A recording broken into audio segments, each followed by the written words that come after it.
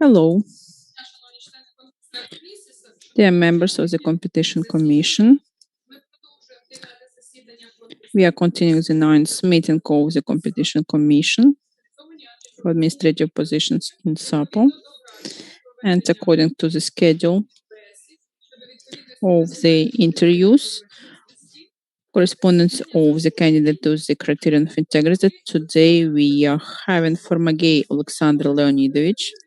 Dear Alexander Leonidovich, here you can have Gudjel Andrei, Katarina Koval, Roman Kubida, Bogdan Romaniuk, Olena Busel, Navrotsky Vyacheslav, Drago Kos, and Thomas Firestone. Dear members of the Competition Commission, do you have any kind of self-recusals? There are none. And also we can see Mr. Sobol with us. Good day, dear Mr. Sobol. Can you hear us?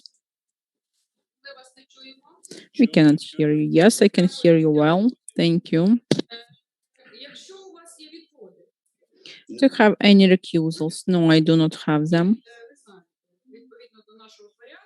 And according to our regulations, according to the methodology, it is the third stage of candidates' correspondence to the criterion of integrity to take the positions in SAPO, and that is the correspondence of the income to the expense, lifestyles, professional ethics, political neutrality, and violations of integrity. That's it. Formagey Alexander Leonidovich was born on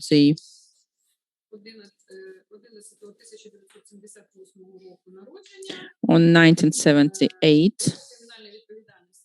Was not brought to criminal responsibility, was not brought to administrative responsibility. He graduated from the Internal Affairs University in the city of Kharkiv, National Internal Affairs University, and he got diploma on the specialty. And he got master's diploma, and also he graduated from the National Academy at the President's Academy.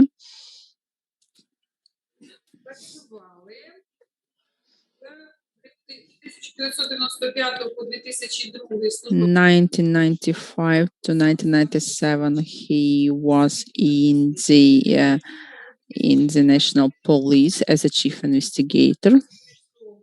After that, in the prosecutor's office, Zaporizhzhia region, chief investigator in especially important cases. After that, in the legal firm, 2007 to 2011, Center Energo, deputy director on legal issues, 2011 to 2018, Gidro Energo, deputy director of the legal provision department, 2018-2019 National Commission on State Regulation, the member of the commission, and from 2020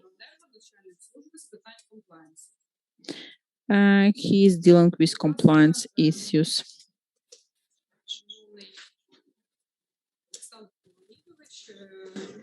So, dear Alexander Leonidovich, do you have any kind of additional information or something you would like to inform us? Yeah, just 3 minutes I need.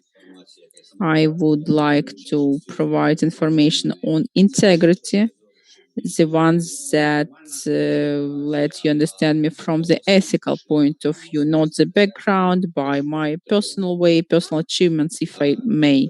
Yes, sure. First of all, I have 3 high education. In parallel way, I was in the university on the specialties law and information technologies management, and I got honors on both of them. And also moral qualities are shaped at the age of 12. And that time I still was in school, and our motto that time was to live according to the rules. And my first oath was given when I was 15 years old, when I became the intern in the internal affairs, and I never broke it because I was serving the state of Ukraine, to the citizens of Ukraine in every position. And ethical issues for me personally always were my priority. As in my life, I stick to ethics, working in the authorities of internal affairs, working in some legal positions, and when I was working with the National Commission on State Regulations, there also there were rules of ethical conduct, and also I had function of compliance officer, and part of my job duties is the introduction of ethical code, integrity rules, zero tolerance to corruption, responsible rules of business, and I never violated it in my private and professional life. I mean ethical standards, I mean that I was never brought to responsibility, and also my life principles are respect to people, the rule of law, and my values are integrity and responsibility. Thank you. Thank you. Any questions to the candidate?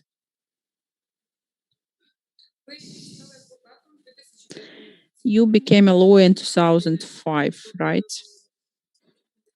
Yes.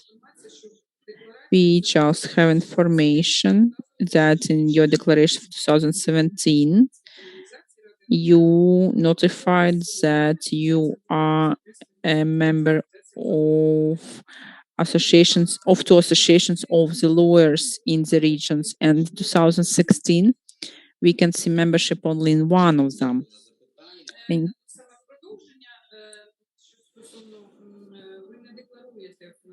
But you didn't declare any kind of office. You are registered as a lawyer in Dnipropetrovsk region. You didn't declare any kind of right. That's because I do not have any rights to be present at that address. I was registered there in 2005. When I was registered there, I lived there, and my qualification exam was at that place also. For all my life, I was working in corporate sector after I received the lawyer certificate, and I never had individual lawyers activities, and the status of the lawyer was used by me as a professional development, as participation in the education, participations in the lawyers committee, because I'm the member of the energy committee of the Association of the Lawyers.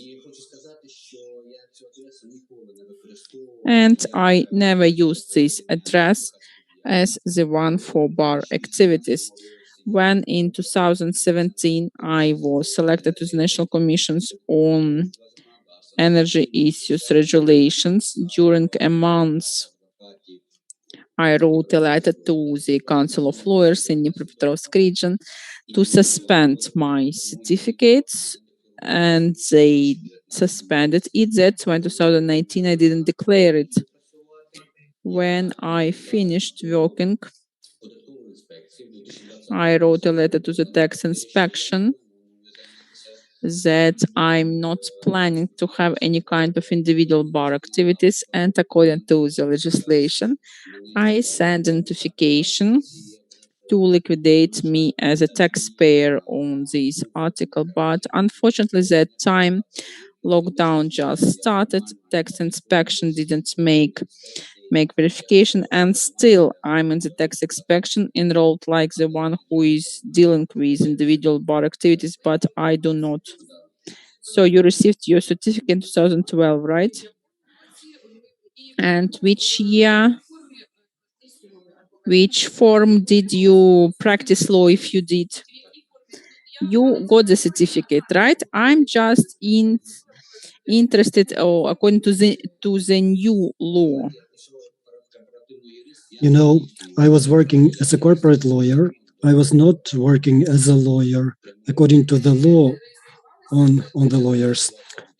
I registered in 2005, and after that, I didn't conclude any agreement as a lawyer. I didn't provide any services as a lawyer. I want Katerina Koval, I want to understand. In 2019 or 20, you were registered again. Response: I was registered again in 2020. I wanted to create a lawyer company, but because until this time the tax inspectorate did not remove me from the register of taxpayers. Katerina Koval, so you are not paying a single social tax. Response: I'm paying. Yes, I'm paying it. I was getting my salary either for working at an enterprise or as a civil servant. I have never received any income as a lawyer. I think we have this problem, why I was not liquidated, because you have to pay the social tax in advance. Katerina Koval, well, you have to stop your activity as a lawyer to be removed from the register, or you have to change your business form. You have to work either as an individual lawyer or in a lawyer's bureau or in a company. Response: I understand. From the point of view of the tax legislation, at first I need to stop my lawyer's activity as an individual lawyer, and only then I can register in the Lawyers Association or in the Lawyers Bureau. But the tax inspectorate does not stop my business activity as an individual lawyer. I was even complaining about that. Katerina Koval, dear colleagues, do you have any questions to the candidate? Roman Koibida. So tell us about your work. Response: right now, I have never conducted lawyer's activities. I don't have a position of a lawyer. I haven't concluded an agreement with any client for providing lawyer's activities. I have always been working full time, and I had no possibility to do the business of lawyers in the association or in any other form.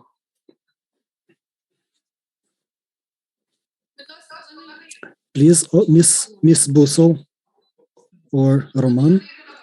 Olena Busol, please. Olena Busol.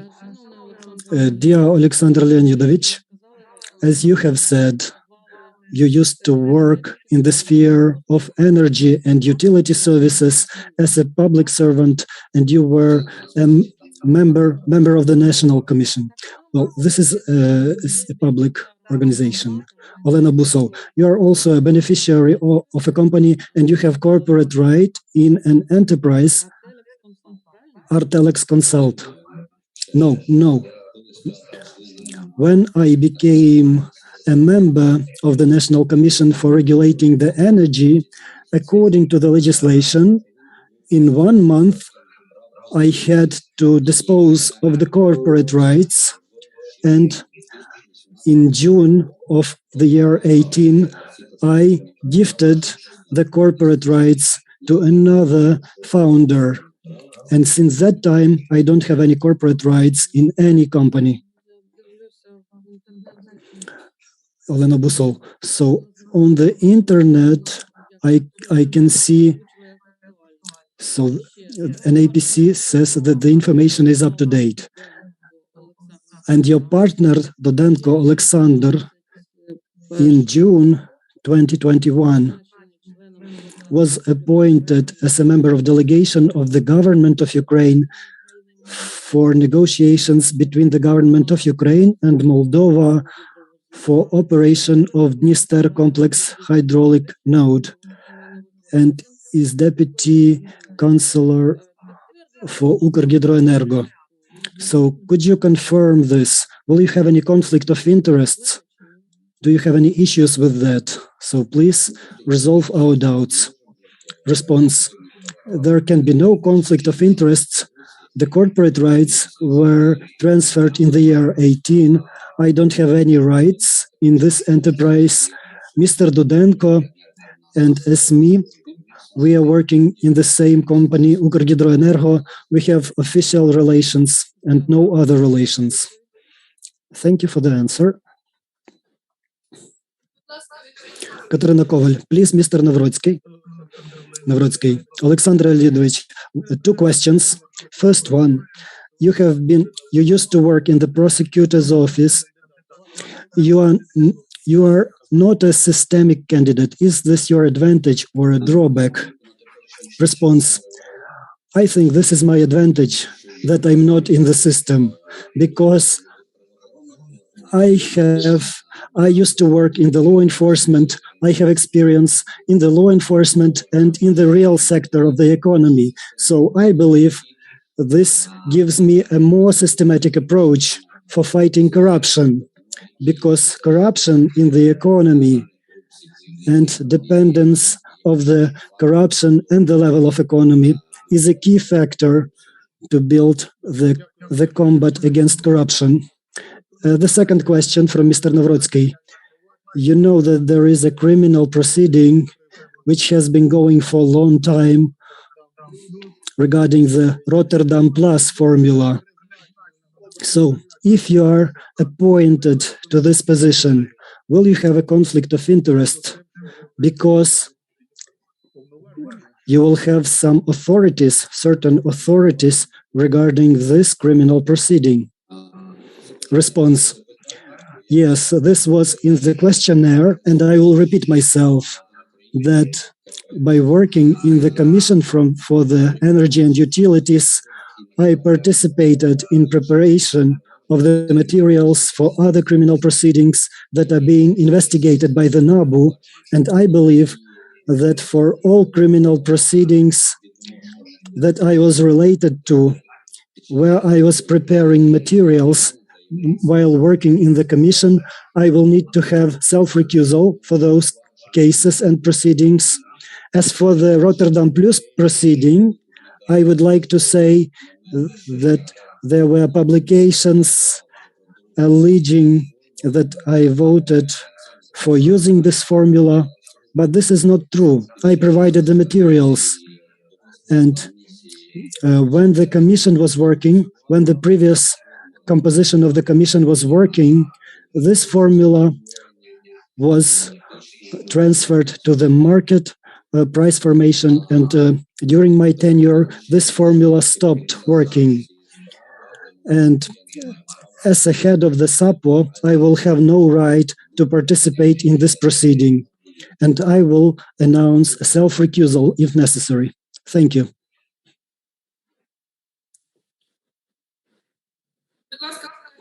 Dear colleagues, please, do you have any questions? Drago, do you hear? Drago, please. Yeah, I will just continue on the Rotterdam formula. You just said that you didn't have anything with the approving the formula, but in 2019 you were still member of the commission which reapproved this Rotterdam Plus formula. So is this correct or not? And the second question is, are you also subject to investigation by NABU? Do you know about that, or you're not the subject of NABU, and you also know about that? Дякую за питання. Я не схвалював і не Thank you. I was not approving or reapproving the Rotterdam Plus formula. There was a manipulative information in the mass media. Moreover, the commission where I used to work, the commission canceled the formula.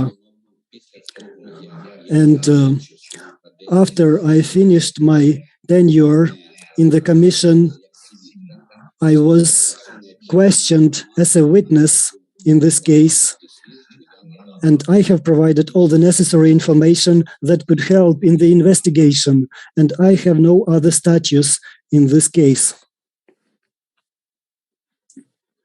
In 2019, you were still member of the commission.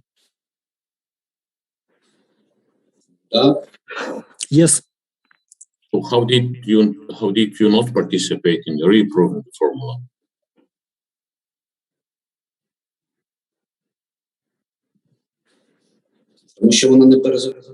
Because it was not reapproved. In August of 18, the Commission made a decision to legally stop it from the date of introduction of the new market. And later, the Commission approved a decision it approved the wholesale price, not taking into account the expenses included in the Rotterdam Plus formula. I have provided the materials. There are publications of that time, so the opponents of the formula can confirm my words. And I would also like to add that the Commission is a collegial body. And as a profile member of the Commission, I was never responsible for this direction, for the regulatory operations on the electricity market. At the same time, the profile Commission member for transferring from this formula to the market formula through the reform of the market of energy in the December of 19, this member was commended by the president of Zelensky. And as if this question concerned our commission, there would be other consequences. Okay, thank you.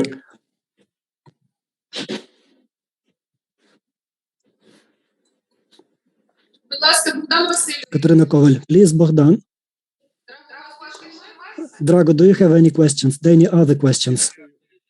Bogdan Romaniuk, thank you. No Dear further Alexander, questions.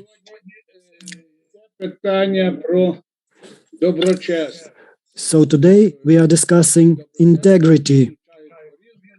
So it is determined in different ways, but the main thing is that this is a necessary ethical component of a person.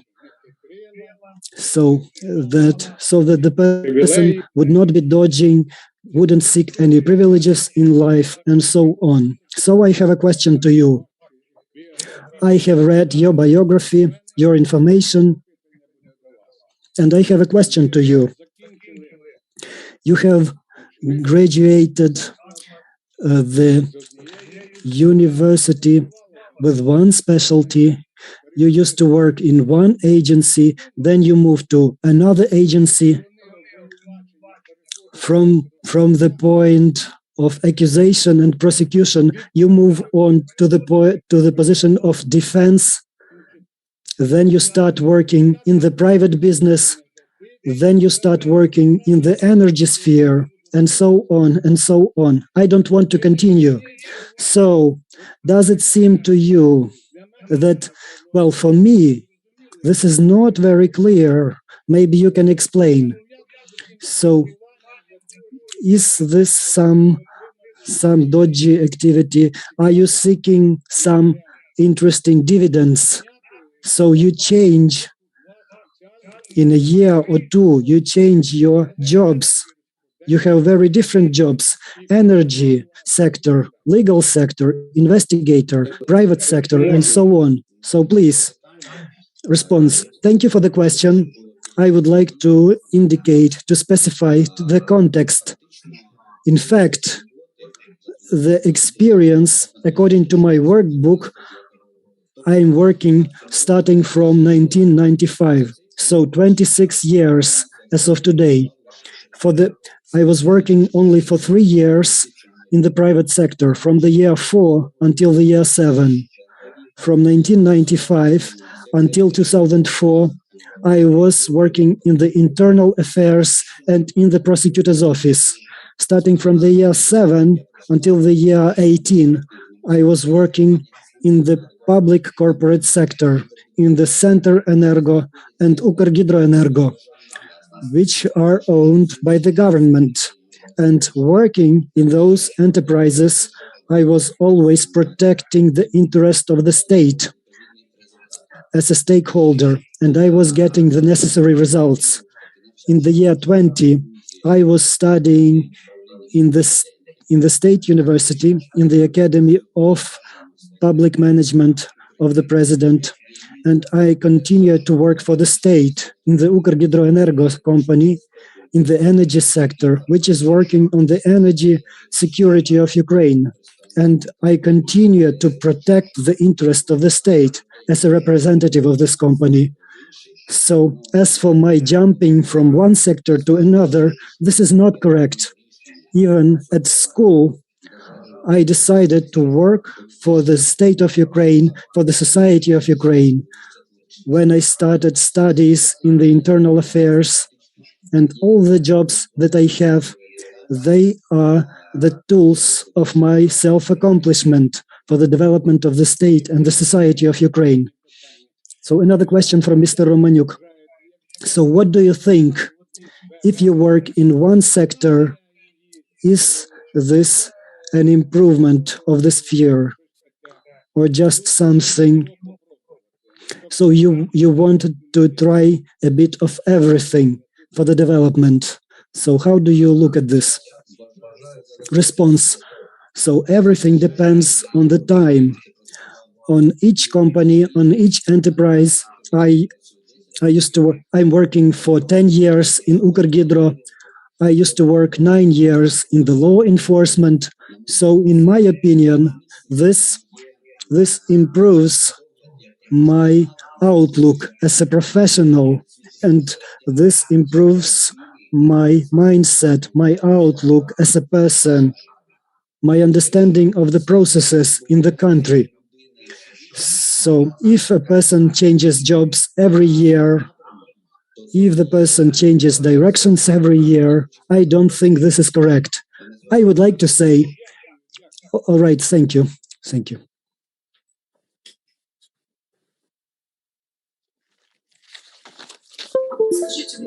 Katarina Koval.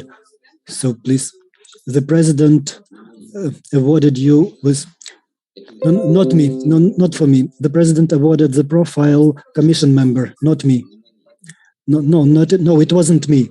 That was the profile commission member was awarded. Katarina Koval, I'm sorry. Thank you. Katarina Koval, do you have any questions? No question from Mr. Romaniuk. Katarina Koval. So today we have received explanation from the candidate regarding violation of the procedure of the polygraph test. So the candidate is asking the commission members not to take into account the results of the polygraph tests because it doesn't correspond to the truth. It was obtained with violation of the methodology and the order. The candidate reviewed the results of the psychophysiological test. You have also reviewed the video, right? Just a note for the commission members that candidate is asking not to take into account the polygraph tests. Olena Busol. Olena Busol, a question to the candidate. So, does it relate only to yourself, or there were, you believe, no, this is only about myself. I provided a detailed information. Olena Busol. So,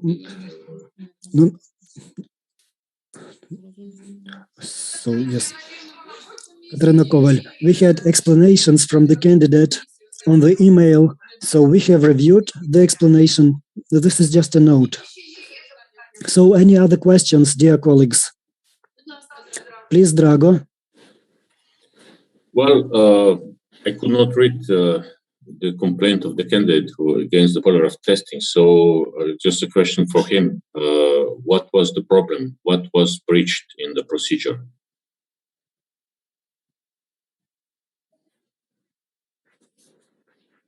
Дякую за запитання. Thank you for the question.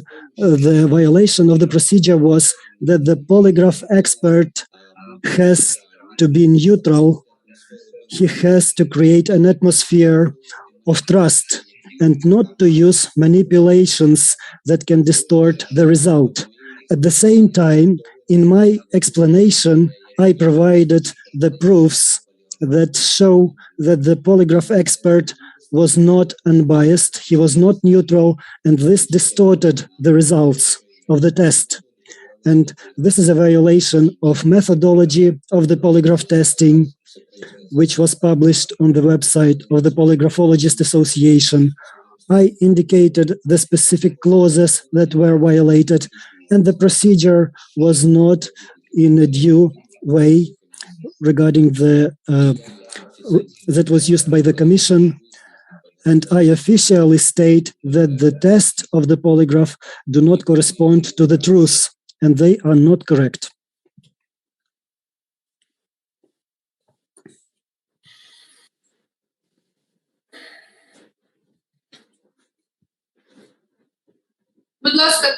Please, Thomas. Yes, could you just explain a little bit more? We got your written explanation. Could you just explain a little bit more? What specifically did the polygraph examiner do that made you believe that he or she, the person, was biased against you?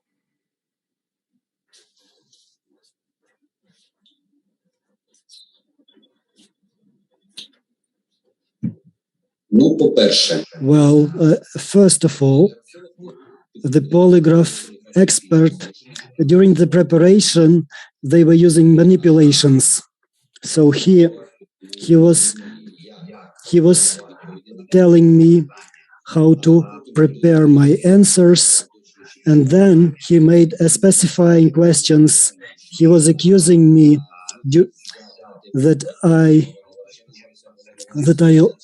already got something that he was talking about, so he made me explain myself. Just during the explanation to the part about motivation of my participation in the competition, the expert, for 1 minute, he repeated the same phrase. So, do you plan to get illegal benefits when you are going to participate in the competition?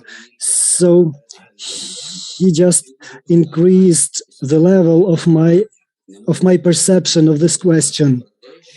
And in my opinion, that's why the expert made this conclusion later. So when I asked a question about the methodology, which methodology is going to be implemented, and whether we are going to discuss the list of questions in advance, then the expert just started to investigate why I decided this. And he also indicated that we shouldn't discuss the list of questions and all the methodologies that provide for. So he doesn't think that any methodology should be used that provide for discussion of the list of questions. I believe that this test was not comprehensive, and it was not showing respect to the candidate. it was not unbiased. The methodology says that the expert should be neutral towards the candidate. And I'm sorry, in my life and in my work, I used to build my relations on trust. And I'm sorry, in my life, I was only once questioned as a witness. But when the expert starts interrogating me, this is not a polygraph test. Thank you. Katerina Коваль. So please, Alexander Leonidovich, you signed a consent for this polygraph test, and this says that you are informed about the questions for the test. We have your signature. Response. So we have 6 points here about the information, about the refusal, about the results of the testing. So you have signed this. We have your signature. Response. You know, as for the polygraph testing, this was my first polygraph test in my life. Katerina Коваль. Well, you have a very good polygraph test compared to the others. I know, but still it's not so good for my reputation. So I reviewed the materials. Well, Katerina Коваль, compared to the others candidate, I was looking at the meetings. You were saying that some other candidates were taking bribes or using drugs. So I'm working for 30 years on my reputation. This is an asset, a value of my life. So when I reviewed the polygraph results, I was very surprised. Katerina Коваль, are you ready to publicize your results? So if they give me all the reaction polygrams, I would be ready to publish it. But they didn't give me the reaction documents. They didn't give me all the conclusions. They didn't give me all the videos. So there is nothing to publish so far from me. Thank you. Well, I can add that it was interesting even for me to pass the polygraph test, because in the compliance, we were considering using the polygraph in our internal investigations. So it was interesting even for me whether this is a good procedure. But after passing this polygraph test, I said to my supervisor that we will not be using polygraph at our company because this undermines the dignity of people. Thank you. Please, Drago. Yeah, since I cannot see this on the, let's say, the polygraph test, can you just tell me how long did the whole test take? How much time since you entered the room and since you left the room? How much time did you spend in the room? Десь біля 2 годин. 2 hours, 10 minutes. Okay, thank you.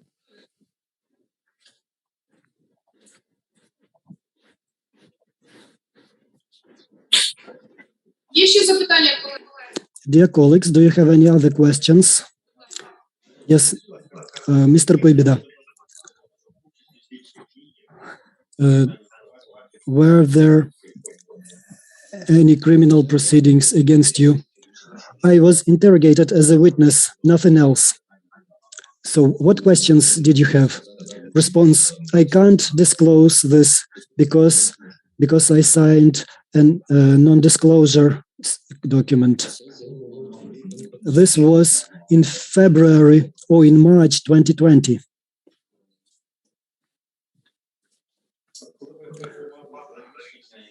Kuibida, when you were voting in December of 18 to reapprove the Rotterdam, so what were the motives?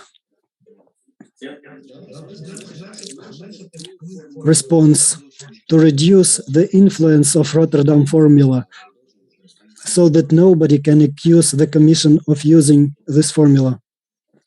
Kuibida, did this influence remain? Response, we didn't know exactly everything about this. Kuibida, so you voted for it without knowing exactly. Response, well, before voting, the profile member always makes a presentation about the argument that he is using and his service is using, his department is using to make a conclusion, to make a decision.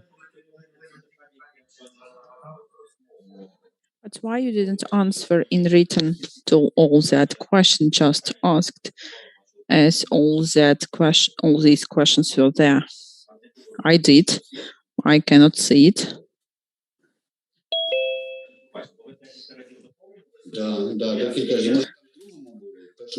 Yeah, probably it was in the second block because I did it twice.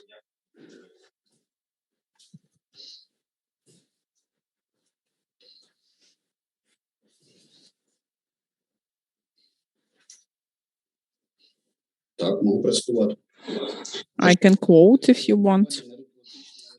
As the issues of the regulation on the market is not the part of the competences and job duties on the consumptions, but the composition of the commissions, and Pachele took part in that, accepted the form that had such a huge public resonance. Also, there was a huge criticism by this formula from the MP. Andrei Gertz. Photos are attached. If I become the head of SAPO, then I will make self-recusals on all the cases I was involved into with the list of the cases of my profile department. And what about any kind of investigation actions against you on that?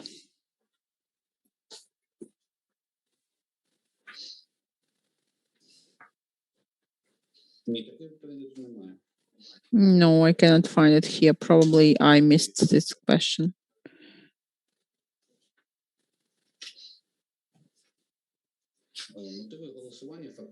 What were the motives of your voting? You can see the motives of my voting in the voting itself, to go to the market pricing, and that's exactly what was done. And what about fixing the expenses? No, I do not see that. Transport expenses were not put into this formula.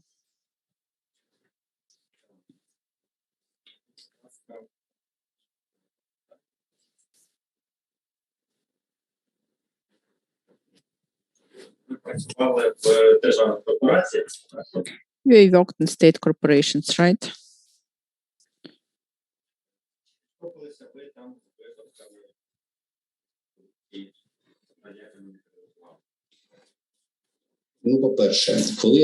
I didn't hear the second part of the question. When I worked in the company Center Energo, I was the deputy general director on legal issues, and I think that's my achievement, that during my time there, any criminal case was started against the activities of the enterprise, as the legal work was organized in such a way that activity of the enterprise was legal and legally correct. Regarding Hydroenergo company, I personally do not know about any cases of corruption there.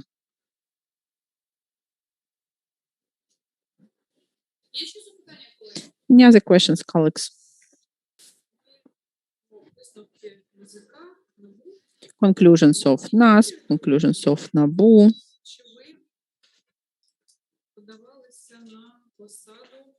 And also information that you applied for the position of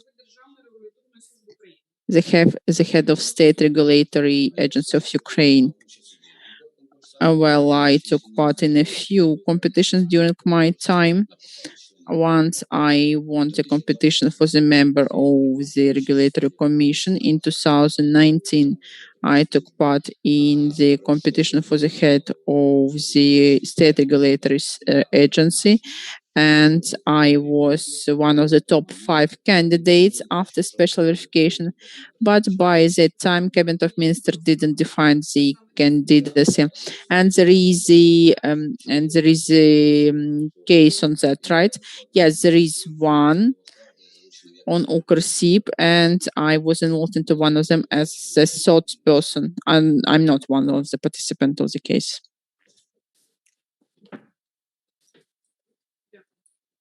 Thank you. Any other questions, colleagues?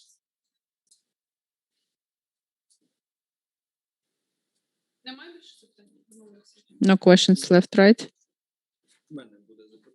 I have a question. What's your goal? Why do you participate in this competition? As for more than 10 years, you do not work in law enforcement agencies. That's why I would like to know what's your goal.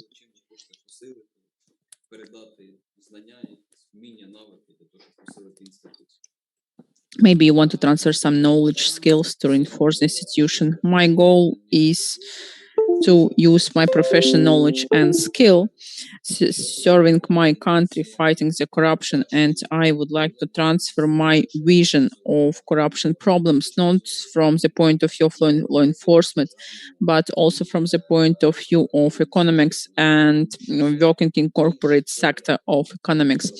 I think it will be different angle on the same problems, on the mechanism, on the corruption fighting mechanisms. That's what I can provide. Thank you. Moreover, I would like to add that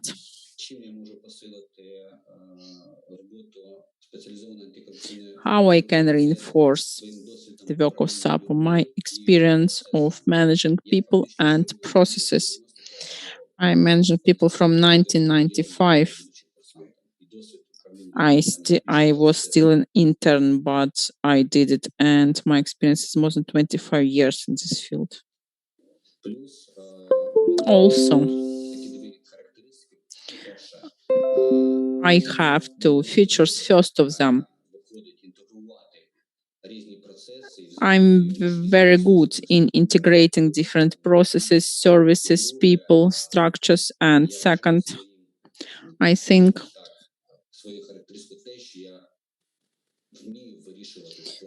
I can resolve difficult, almost impossible tasks. Could you give us an example, please? For instance, when I came to work as a member of the Regulatory Commission, there were more than 250 acts non-considered, and also during 1 year we had 300 verifications, and based on the result of 550 acts for 1 year and a half, we could find more than 7 billion hryvnias in favor of the consumers.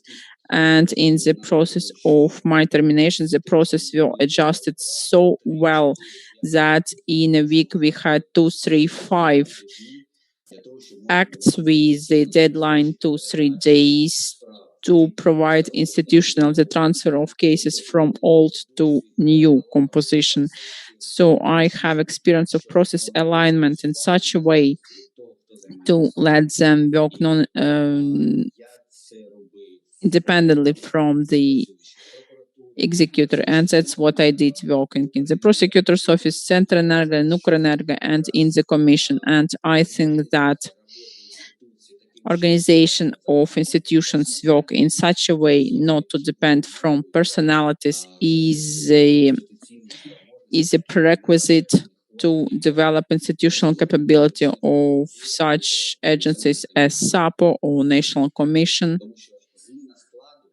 as the change of the compositions shouldn't influence to the institutional memory, to the processes, to the interaction with other structures.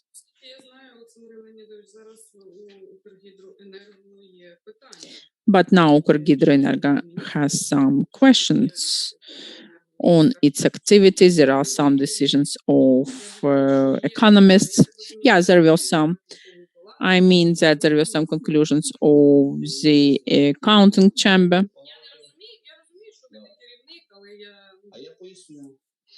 I understand that you're not a manager, but I can explain. I think that was misunderstanding because there is a trial. Yes, there is a trial.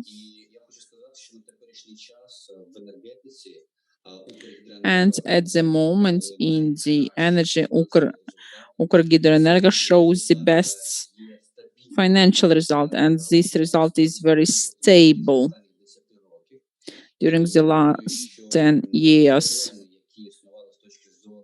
And I think the problems that we had not just on Ukr but as companies as well, they are resolved at the moment, and now the company is involved actively into the processes of shaping corporate business according to the best practices.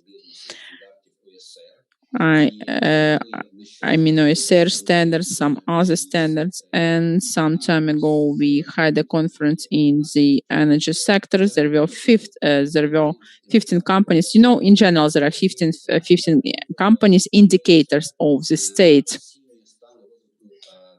And OECD and some other institutions are evaluating the condition of the reforms on the activities. And Ukr is taking the first place there. On the provision integrity, compliance, ethics code, independent supervisory board, one of the indicators of KPI, the execution of these KPIs, as it's more than 40% at the moment. But still, there are trials with the Cabinet of Ministers of Ukraine. Yeah, well, it's in progress, but the first instance was won by the company. I think it's kind of misunderstanding. Any other questions, colleagues?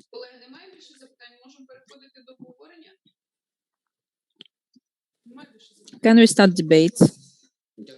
Second, could you please wait behind the doors?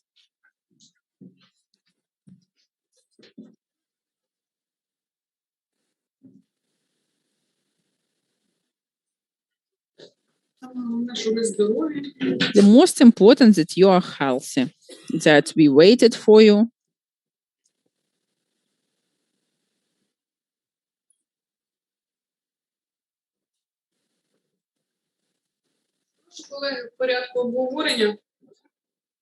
So, dear colleagues, what opinions, suggestions do you have?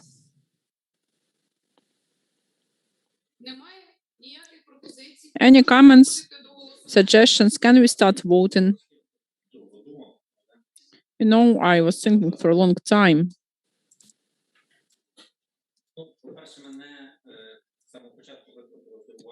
First of all, from the very beginning, I was surprised by the reaction to my concrete questions. For a few times, the explanations were given, but ignoring the questions themselves. And sometimes he says, yes, I answer them, and sometimes he doesn't. And regarding the rulings, if you look at the explanation, the only one cancellation is referring to the post of activist Andriy Gerus. I haven't heard any kind of explanation that there were no violations. There are none, but at the same time, we have materials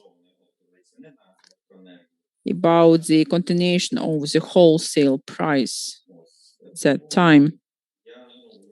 That's why there are some circumstances during the interviews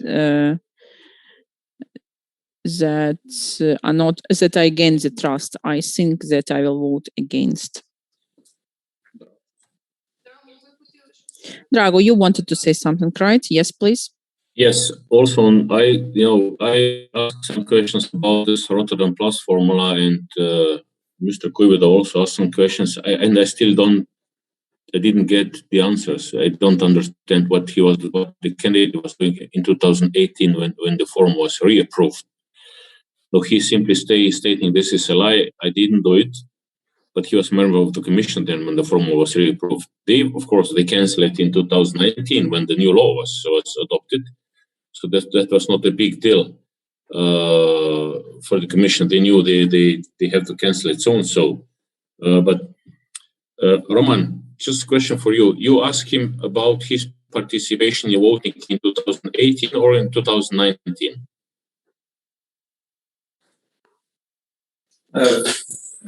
Було запитання стосовно участі у слідчих There was діях. a questions about participation in investigative activities. Something about 2000, if I'm not mistaken. But the decision of the commission was taken in December 2018. Стосовно якого якраз у нас є And regarding this decision, we have information in the materials discrediting this decision. Okay, thank you.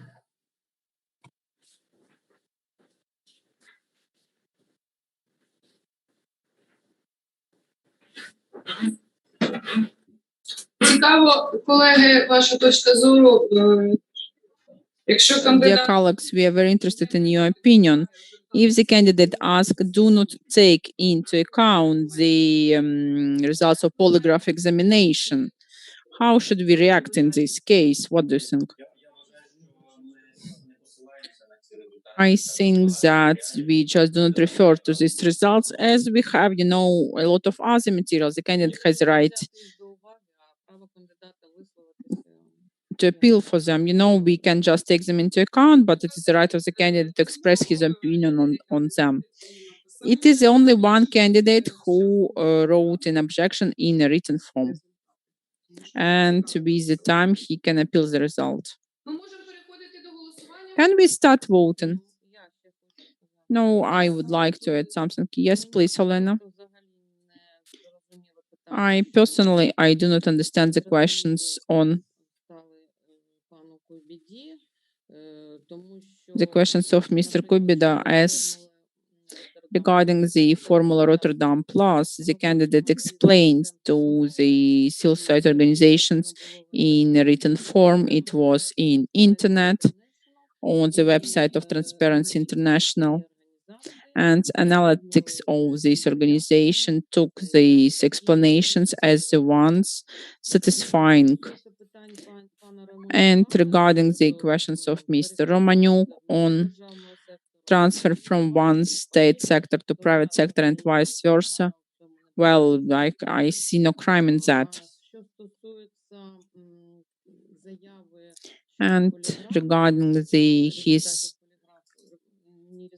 declaration on polygraph examination procedure, I think that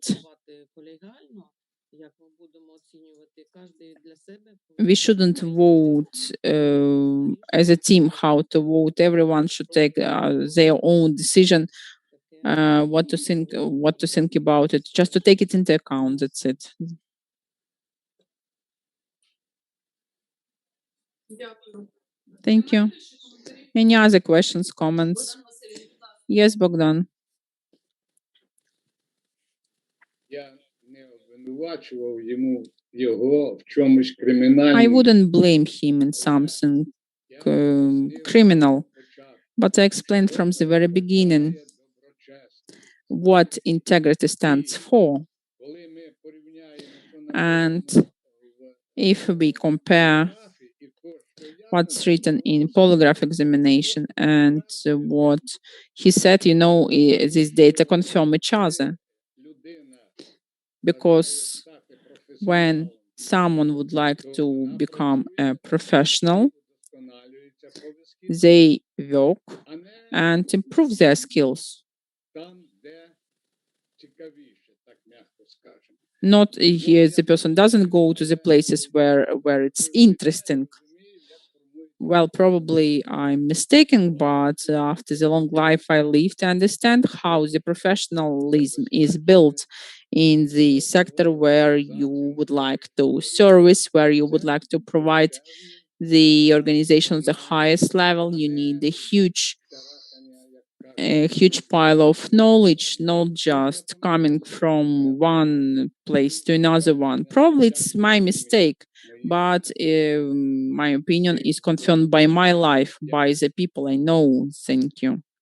Колеги, переходимо до голосування. Якщо немає Colleagues, інших let's коментарів, start voting then, if there are no other comments. інший кандидат, Do you agree that the candidate for Magyar Alexander corresponds to the criterion of integrity according to the requirements of the regulations? прошу голосувати. On me, state your position. Show of hands, please.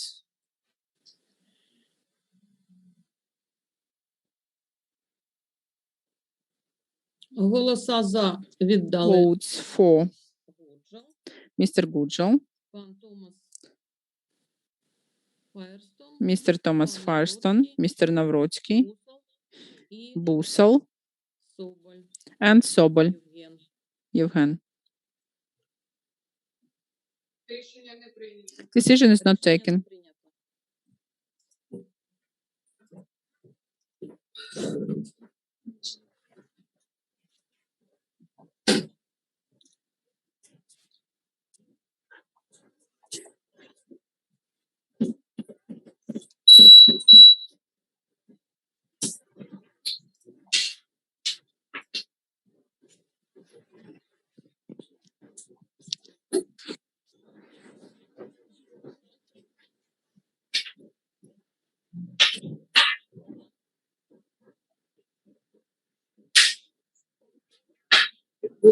Треба просто забрати ту заяву.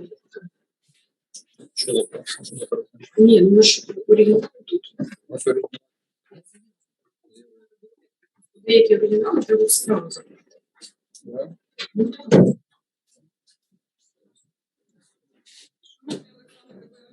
Рішення відповідності кандидата критерії доброчесності не Dear набрали. Alexander, the decision on your correspondence to the criterion of integrity didn't have enough votes. Thank you. Thank you. That's pity. I think it's a mistake. But what to do? That's your decision.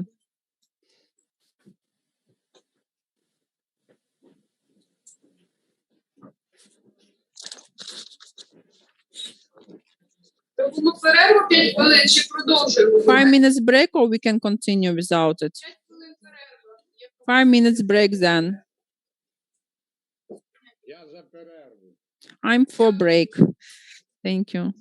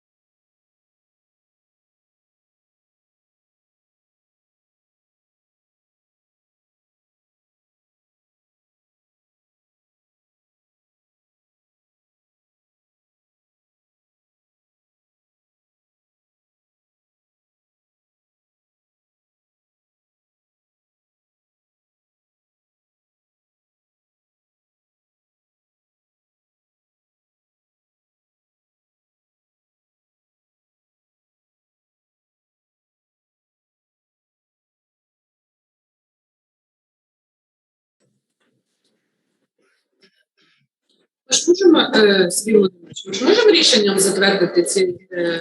Sergey, will we be able to approve the schedule by our decision? You remember we can publish the task earlier than 5 days in advance. So let people read, let people prepare.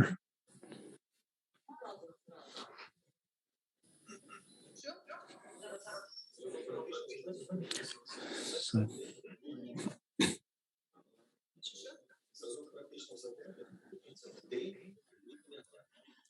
The example of the practical task should be published on the same day when the schedule is published.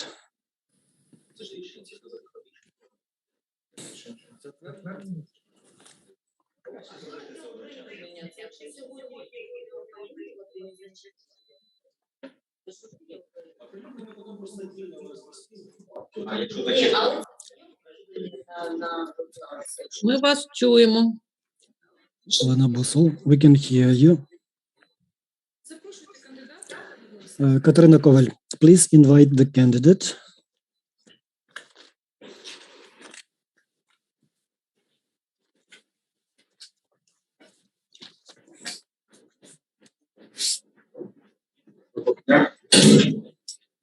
Good day.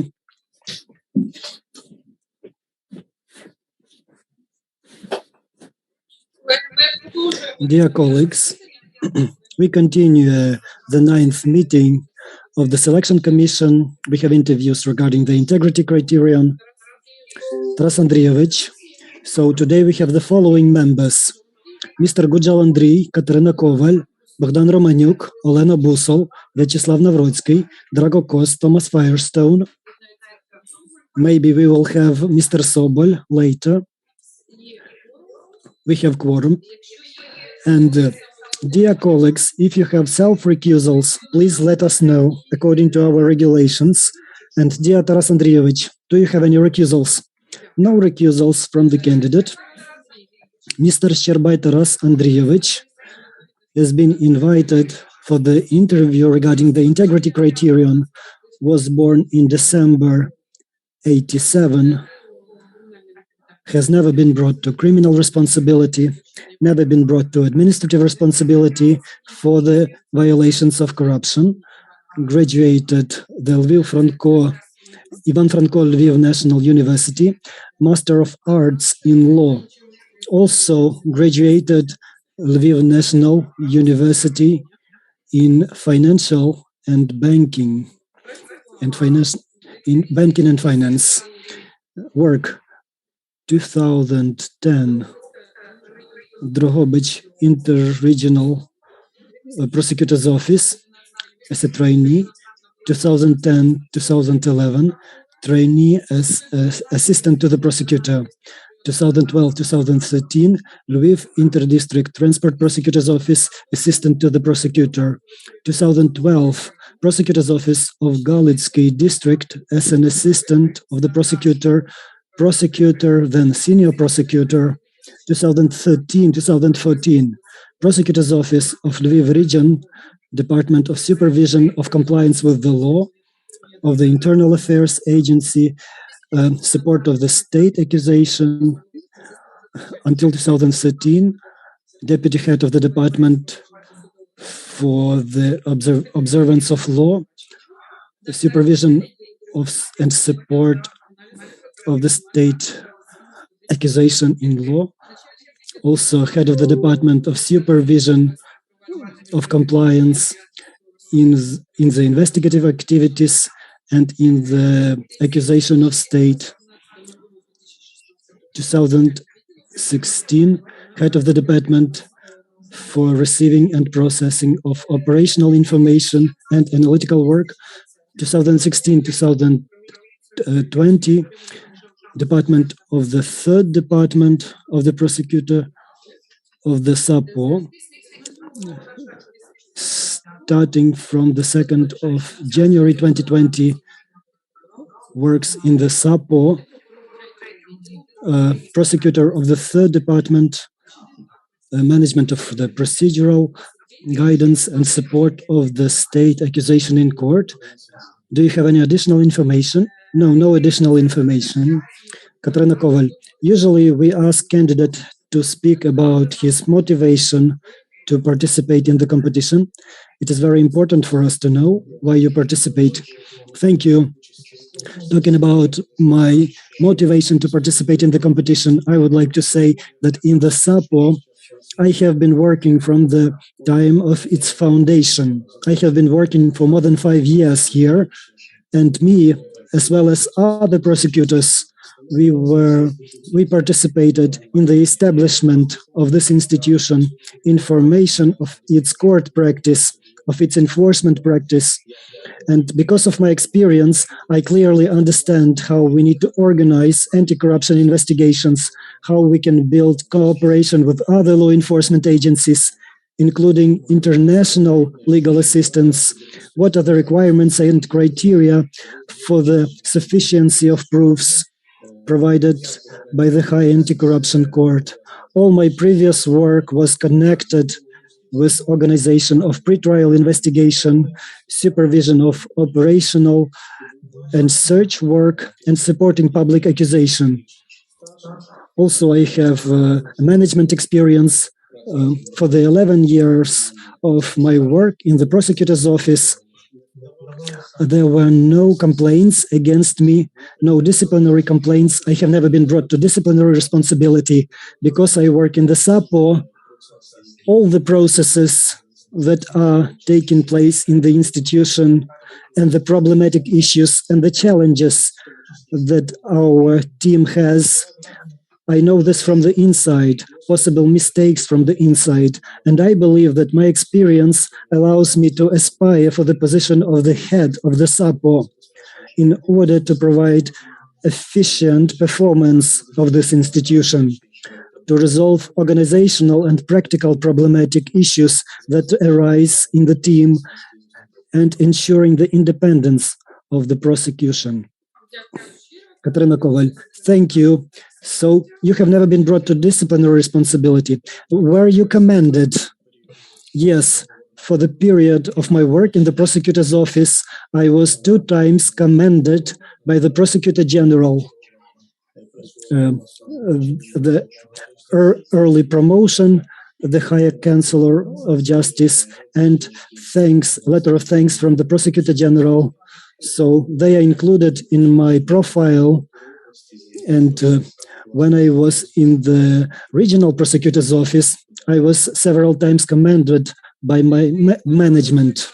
Katarina Koval, we have reviewed your profile. We have materials of the special check, NAPC, NABU, polygraph. We have sent you a questionnaire. We have some applications from the civic organizations. We are evaluating correspondence to the integrity criteria, incumbent expenses, professional ethics, political neutrality, maybe some other violations. So would you like to tell us any information, maybe about political neutrality? Response. As for any political parties or political movements, neither me nor my family members participate in political parties. I am a politically neutral person, and none of my close ones have never been in the local self-government or law enforcement agencies. So I'm totally politically neutral person. That's it. Katarina Koval, as far as I understand, so Mr. Holodnitsky was your manager, and you signed the letter. This is a question we ask everybody. So how would you evaluate this letter? And did SAPO prosecutors get bonuses after signing this letter? Response. Yes, I understand this question. Several of my colleagues already talked about this letter. Yes, in the year 18, our colleagues signed this letter. But if you read this letter, you can see that this is a letter to support the independence of the prosecutors. This happened because at that period of time, in the social networks and in the mass media, there appeared some publications that accused the prosecutors of the lack of integrity. They accused the prosecutors of corruption. They were based on the fact that the prosecutors are taking wrong procedural decisions in different proceedings, and the list of those criminal proceedings was not the object of the complaint of the Qualification and Disciplinary Commission. So there was an attempt of undue influence on the independence of the prosecutors. And at that time, there were meetings near our offices. So the people were trying to hinder the prosecutors. They were stopping them to get into the office. So we perceived this as a pressure on the independent institution. So the letter was an attempt to defend our independence.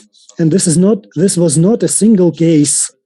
In the year 2020, there were some other public claims against us.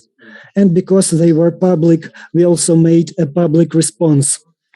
So this was not a single case. As for the content of the letter, well, my evaluation, it didn't make any evaluation to the Qualification Commission. So we asked the Commission to consider the complaint according to the legislation. So this was not a letter of this. As for the bonuses for signing this letter, well, this is not true.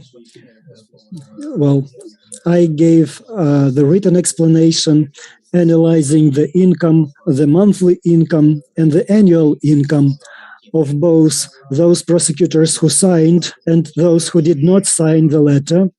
And from this analysis, you can see that the income of those prosecutors who did not sign the letter was even higher than those who signed.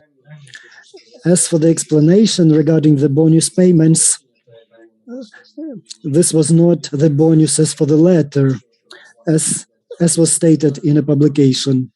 If we take this publication, it was illustrated by some undue images.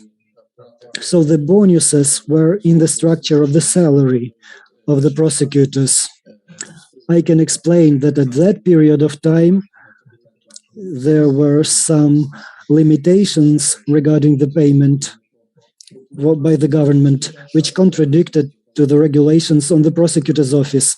At the same time, according to the law on the prosecutor's office, the SAPO salary shouldn't have been lesser than the salary of the NABU employees. So those bonuses were used to comply with the law.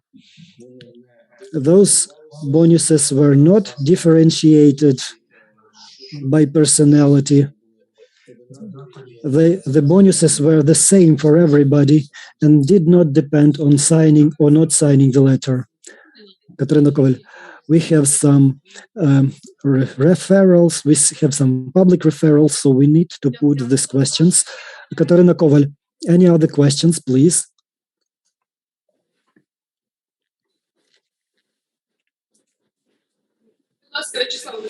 Please, Mr. Navrotsky. Navrotsky, do you have any land plots? Response, no, I don't own any land plots. For my time of work in the prosecutor's office, I have never had any immovable property. Thank you. Katarina Koval, any other questions?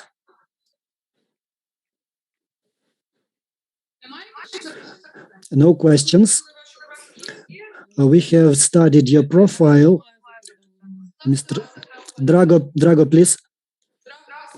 Drago, do you have questions? Yes, yeah, I have questions. So from your profile, seems that you are receiving a lot of gifts in cash. So in 2017, 162,000 hryvnias from Sherebai OO. Then the same year, your wife got the gift in cash, 81,000 hryvnias. And then in 2018, your father gave you 20,000 hryvnias. Next year, he gave you 30,000 hryvnias. What were you this money collecting for? Were you planning to purchase something, or why did you need this money?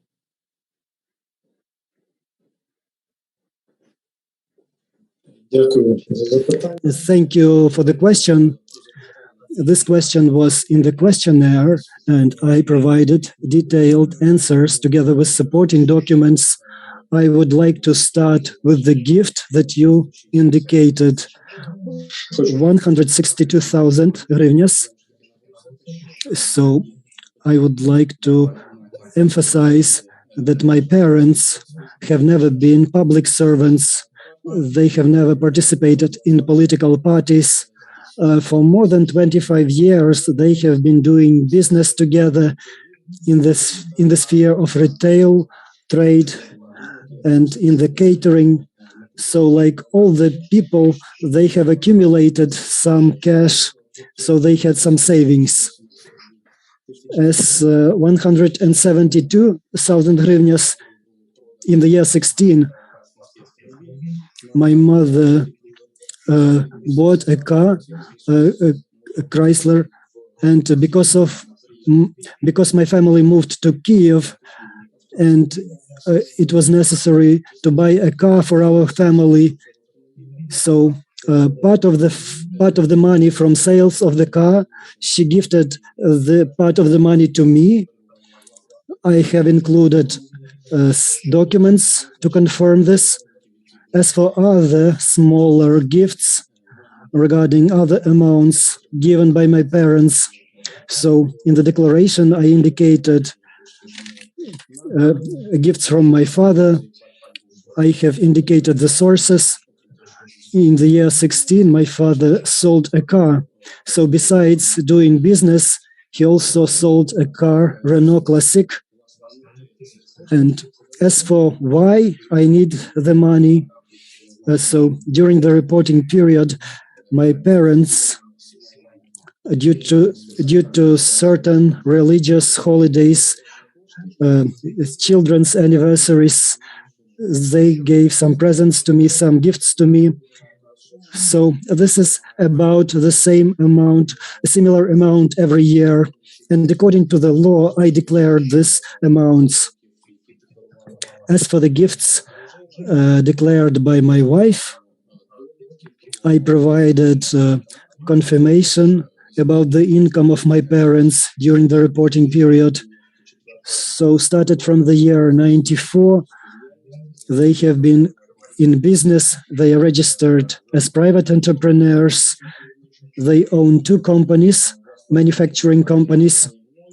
And I have provided the documents that confirm that the sources of income are legal and that they had really had the possibility to make these presents.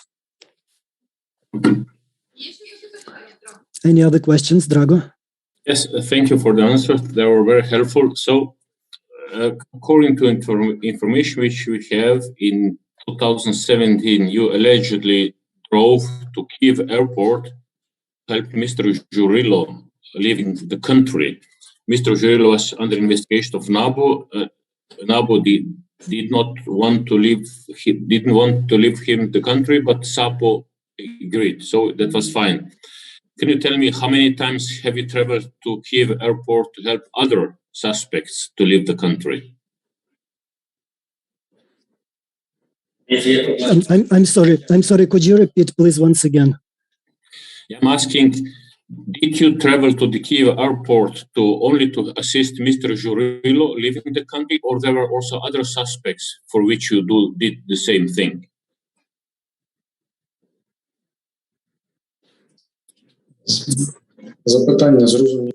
I understand the question. Well, yes, I read a relevant publication at the website of the Ukrainian Pravda made by a public activist And I would like to state that earlier, on the same website, the civic organization, and by the same civic organization, they created a list of candidates to whom they had questions regarding their professional activity. I was not included in this list, but as the competition was approaching to the end, and when there were a smaller amount of candidates, there were some claims against me started to appear, but I think that they are not true. On July 5, at 1:15, several hours before the interview, a publication appeared. I believe that this happened in order that I don't have time to deny this information with the documents. I would like to state that those publications are not true. As for the criminal proceeding regarding the mining and chemical company, I did not help Mr. Zhurilo to go abroad. I did not commit any actions beyond my authorities. I did not violate the code of ethics. I would like to emphasize that if I did those actions that I indicated in the publication, I can assure the Commission members that the NABU would contest my activities in all the possible institutions. They would refer to the disciplinary commission, they would refer to the prosecutor general, they would start a criminal proceeding against me. Moreover, the author of the publication can contest my actions as well. But nobody contested my actions, nobody filed any complaint against me, because this is not true. And I can provide the documents to prove that I didn't violate any norms. I didn't help any suspects. Yes, I'm a prosecutor in a team. We are investigating the state-owned company, mining and chemical company, which is mining titanium ores and processing them. And I also was in supporting the public prosecution of the former management of the company. And for the period from May to July, I made a number of procedural decisions which were supported by the High Anti-Corruption Court that helped to avoid the dispatch of titanium ore for the entire amount of 132 millions of hryvnias. In order to prove my words, I would like to add relevant publications from the official website of the NABU. So they say that we managed to avoid the theft of property, and there are certain procedural resolutions signed by me. And in the year 19, during consideration of the accusation regarding the former management of the mining and chemical company, the first instance court decided to return the accusation for the 300 million hryvnias.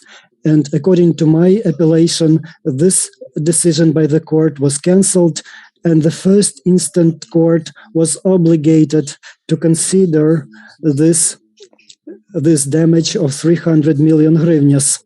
I would like to add the resolution of the appellation court for the commission. And in the year 17, as a prosecutor, I also prepared a relevant letter to the Cabinet of Ministers, which was signed by the leader of the SAPO in order to cancel all the contracts concluded by this state company because of the companies affiliated with the former company management. So to make a conclusion, my activities, my actions as a prosecutor, so the publications say that I was loyal to the suspects. when in fact my actions protected the property interests of the state for the amount of around 500 million hryvnias. So the figures talk for themselves and about my possible loyalty. As for my travel and as for the travel abroad, Mr. Jurillo, again, this is not true. During the pretrial investigation, it was established that the suspect and the accused people do not officially own any assets, property, or money that could be arrested in order to restore the damages. So our operations did not allow us to find this property, and as a result, according to the Article 170 of the Criminal Code, the prosecutor is responsible for the restoration of damages. So the international community, according to the international community, the restoration of damages would be a plea agreement. And I would like to say that this practice of initiating plea agreements in the economic crimes is typical for the SAPO work, including this criminal proceeding. If we talk about other criminal proceedings, we can remember the proceeding of VAB Bank. So the suspects referred to the SAPO with a petition to restore the damages. So we created the algorithm to return the property to Ukraine. So several non-resident companies would return the money to the account of one Austrian company, which would later be transferred to Ukraine. So the suspect, in order to do those operations, the suspect needed to go to Austria to sign relevant documents. So this was why the suspect was going abroad, not for any personal gains. So the head of the SAPO agreed to allow this person to go abroad in order to restore the damages. We took into account that the suspect had a very large bail. So his behavior, according to his behavior, we provided a permission for him to go abroad. So the document, the permission was provided in order to reimburse the damages in the criminal proceeding and to establish the important facts in the criminal proceedings. Because the question of the plea agreement was in the public leaked into public domain. In my opinion, it was criticized in the social networks. There were relevant publications saying that we are working illegally, that we have some ulterior goals, but our aim was to reimburse the damages. So the SAPO leader made a decision in order to save the reputation, taking into account the reputational risks, and there was no definitive court practice regarding the plea agreements. So a decision was taken not to make this plea agreement. So today the criminal proceeding has been referred to court. The court is, so we are investigating the proofs and so on. Okay, so if I got you right, I was not questioning the decision of SAPO, but now you said you are planning to let him go to Austria to be able to reach the plea agreement, and finally the plea agreement was not reached. This is what you said. But it's a very simple question. Did you go to the airport to meet Mr. Jurillo there or not? It's very simple. I'm sorry, once again? Did you go to the airport in 2017 when Mr. Jurillo had problems with leaving the country?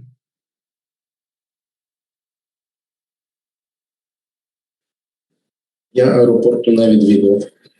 I did not visit the airport. So you did meet Mr. Grillo there. Ні, Журило з Журилом я там зустрічався. No, I didn't meet Mr. Zurillo there. Okay, thank you. А, це публікація якої дати? So so this is from the 5th of July, 1:15, several hours before my possible interview. Katerina Koval, but we don't have this. The plea agreement was not concluded because in the social networks, so publications started to appear in the social networks criticizing this decision. Because in our society doesn't like plea agreements. Because our society is looking at plea agreement as an agreement between the prosecutor and the suspect. So nobody is evaluating the rationality, the time frames for pretrial investigations, the time for court investigation, the possible expenses for the entire procedure.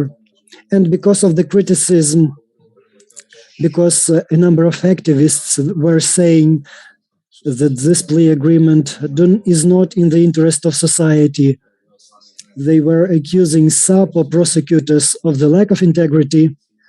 So in order to remove all those issues, the leader of the SAPO decided not to conclude a plea agreement, but to send the accusation to the court.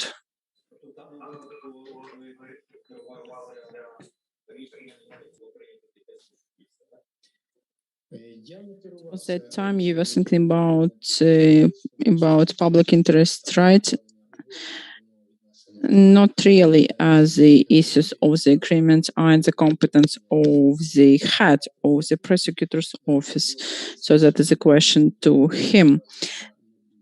I wasn't the chief prosecutor in this criminal proceeding, but taking into account that time, there was no practice of agreements approval taken into consideration.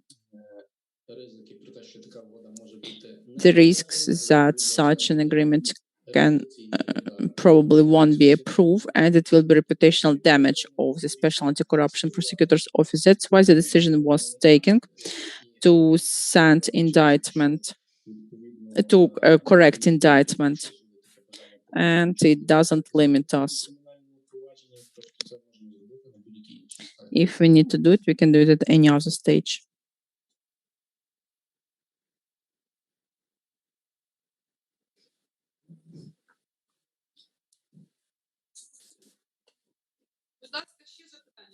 Any other questions, colleagues?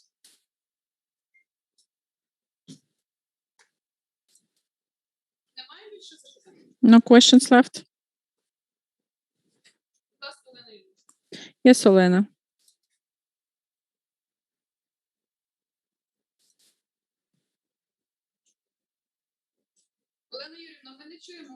Olena, we cannot hear you. Вибачте. Шановний Тарас Андрійович, як ви Dear Taras Andreevich, as you could see already, integrity at our competition is defined by the majority based on the compromising information. But let's try a different approach. Could you please give us the most brilliant example of your integrity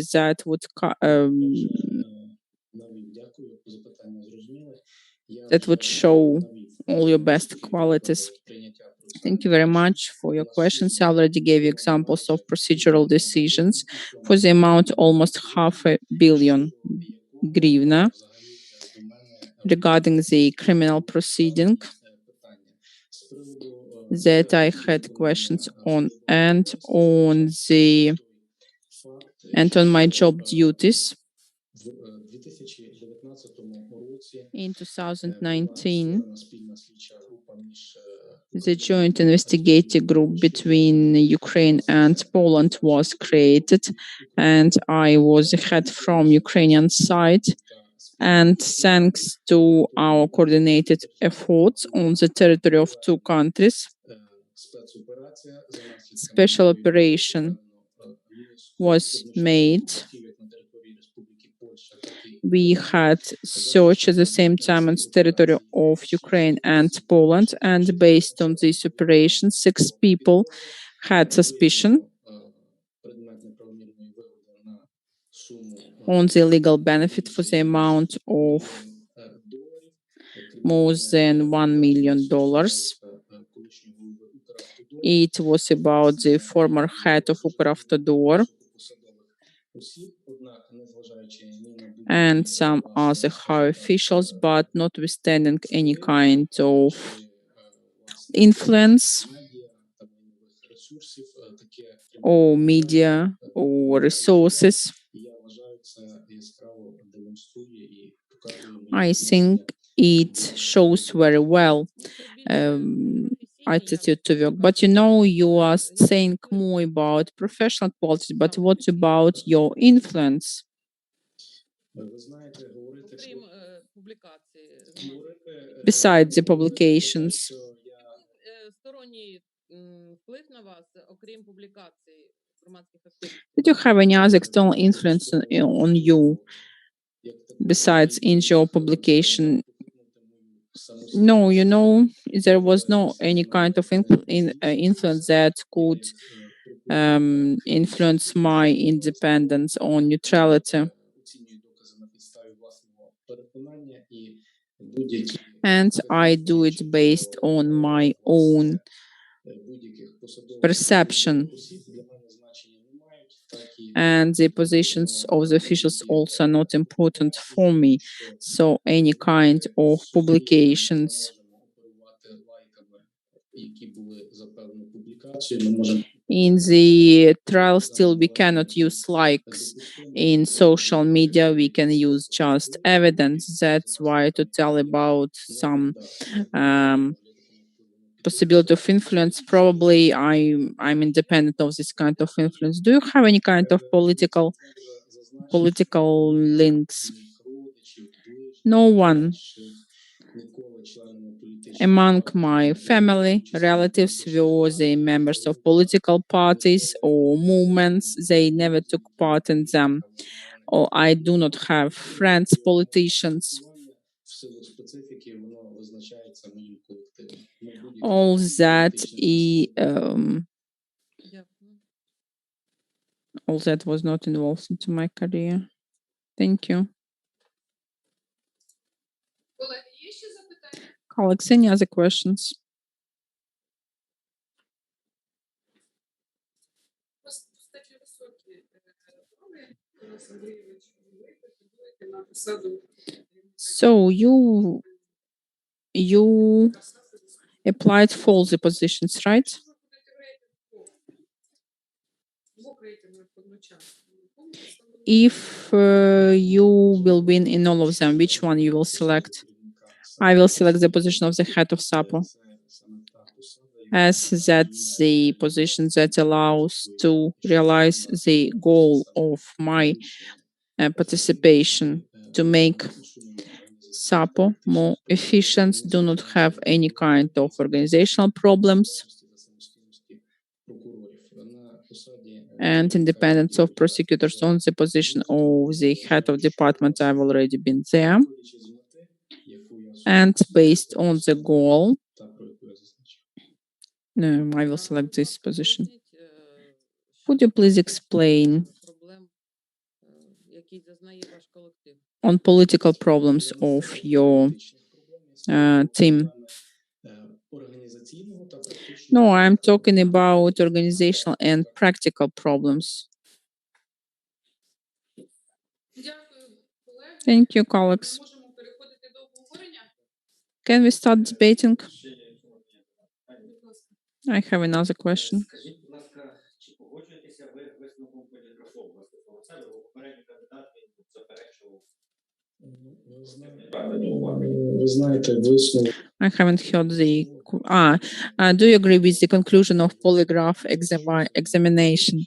Well, you know, we cannot call these conclusions as definite, and the trial wouldn't accept this kind of conclusion. It's a kind of relative information, as a lot of external factors can influence polygraph. Emotional state of person, for instance, and 3 days before that, I took part in the Укравтодор case, and we work up till 10-11 p.m. every day. And coming home, I need still to get prepared for the trial. That's why, correspondingly, my physical state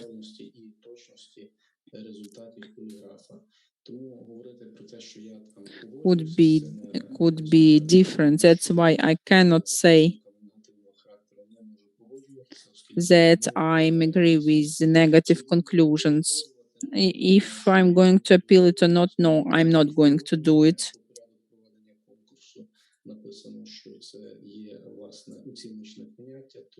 As it is a kind of judgmental opinion. That's why I do not think they were approved by any other circumstances. And I had no claims on me. There were no any kind of bringing to responsibility or for the information, distribution of information about the proceedings. And I think that this kind of data should be approved by the evidence. That's why probably I'm not agreeing with the conclusions.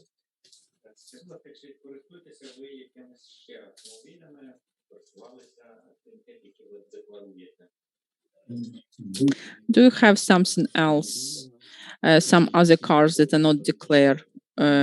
Any other cars I do not use. I live in Kyiv. The center of my life, the center of life of my family is the city of Kyiv. That's why I have just my private car, and that's what I use. The ones that fit the rules of declaring. And do you have any other cars that do not fit the rules for declaring? I can come to Lviv, for instance. I'm from Lviv myself, and I can use the car of my father-in-law or my mother-in-law.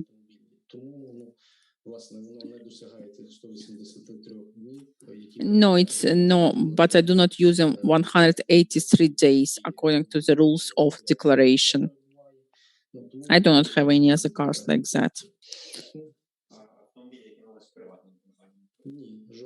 And any other cars? No, any other cars were owned by the private company. I do not use. What about travel abroad? I understand why you're asking that. There are 2 cars owned by the enterprise, owned by my father-in-law. And yes, there were 2 trips abroad using this car. That time we didn't have, my family didn't have a car. And we used the cars of my father-in-law and mother-in-law. The cars are registered for the company, and I provided all the documents for the cars, and they added into the into explanations and annexes.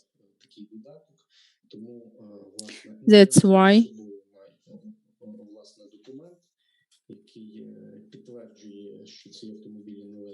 you can have a look that these cars are owned by my father-in-law's company, and another car is the one registered to the company. the brother of my wife uses it. Тому говорити, що я користуюся автомобілями якихось там третіх осіб, це That's why you cannot say that I use the property of some third person. That is a family property. Owners of the company, but if they're owners of the company, they're the owners of the property owned by the company.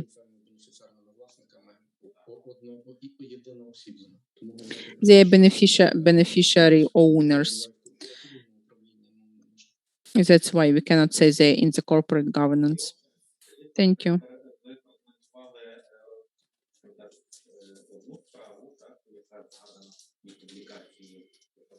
You had one case.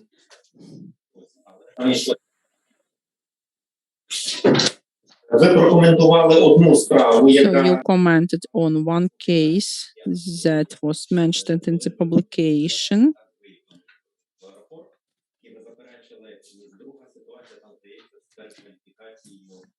And second station, with the publication of some crime that it was investigated by NABU, but after that it was transferred to another agency. Thank you for the questions. I won't like to repeat on that. That according to these publications, it was published on the 5th of July before interview. Do not let me possibility to prepare information on this article. This article is not true. And I would like to confirm my position in written and regarding information on criminal proceeding.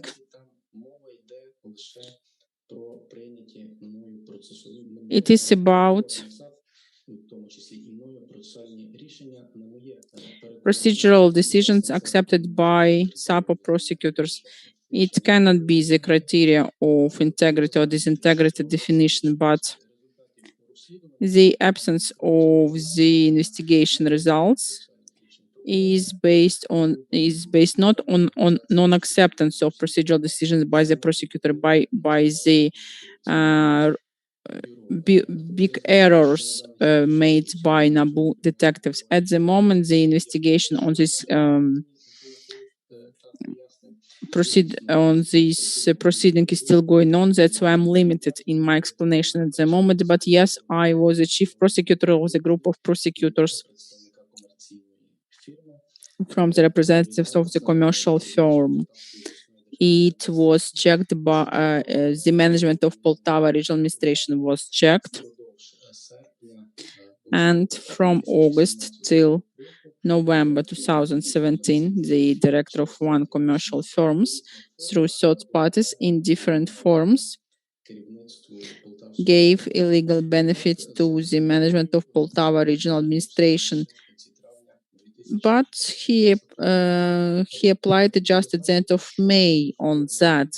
And pre-trial investigation in this criminal proceeding was made by the detectives during 19 months. During this time, the prosecutors were trying to prove the fact of these criminal proceedings and helped the bodies of pre-trial investigation. Also, I would like to say that during 8 months, documents on covered search for information was made, and also on the 19th of July, we initiated more than 40 searches in the places of living, work, relatives, assets of everyone who was checked for participation in this crime. But notwithstanding such a long term of pre-trial investigation and the wide complex of activities approved by the prosecutors to collect evidence that would approve the fact of getting a legal benefit by the management of Poltava regional administration, and also the abuse of their power duties was not proved, but it was established by us that on the 5th of May 2017, before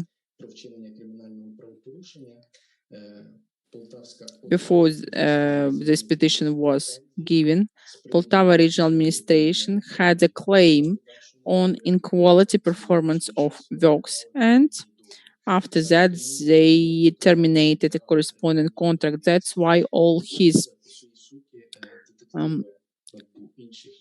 witnesses should be checked thoroughly. But NABU detectives didn't have any other investigative activities to activate in some way the investigation. We had a lot of operational meetings and we defined the scope of evidence we need, and to do that we had our own investigative activities. We involved ARMA to find beneficiary owners of some accounts. We also provided a lot of written instructions to complete these criminal proceedings, but the result of activities of detectives was just the appealing to the results of the meetings. And here I would like to quote that detective started the investigation again, but in 7 months, when the repeated proceedings was proved necessary, out of 15 detectives, there were just one investigate activities in 50 days. So it wasn't systematic, and all these circumstances, and they are not just my words, they're all fixed in procedural documents.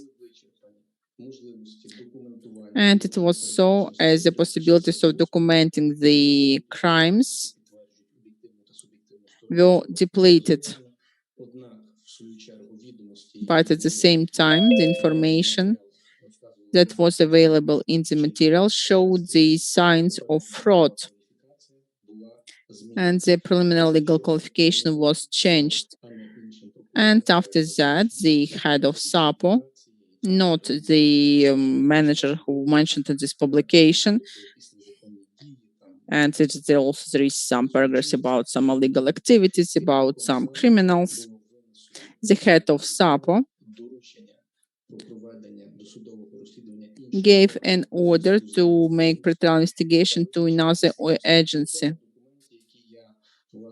And at the same time, in this document that I would like to present for your attention, all the mistakes of pretrial investigation by the detectives are listed. I don't want to read all of them now. You will have a possibility to have a look at it. And also, I give my decree about the change of legal qualification and another document that confirms in what way the pretrial investigation was made. I won't read it now, but during pretrial investigation, there were a lot of problems with investigative activities, and also I give written instructions to the prosecutors in this group of prosecutors, and they prove that we did everything possible to bring these criminal proceedings to the suspicion. And corresponding procedural decisions were given to the general prosecutor, and they were confirmed by him. And regarding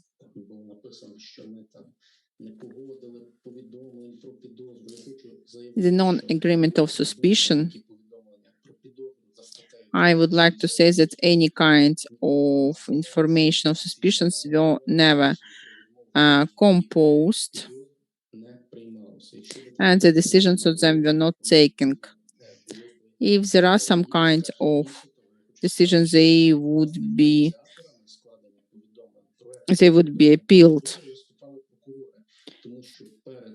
And also the prosecutors were asked, because before these 40 searches, we were informed about the possible order of actions and built corresponding drafts of the suspicions, and told detectives what kind of evidence we needed. But as this kind of evidence were not collected, it happened to be different, and I would like to give this document to my candidate's file.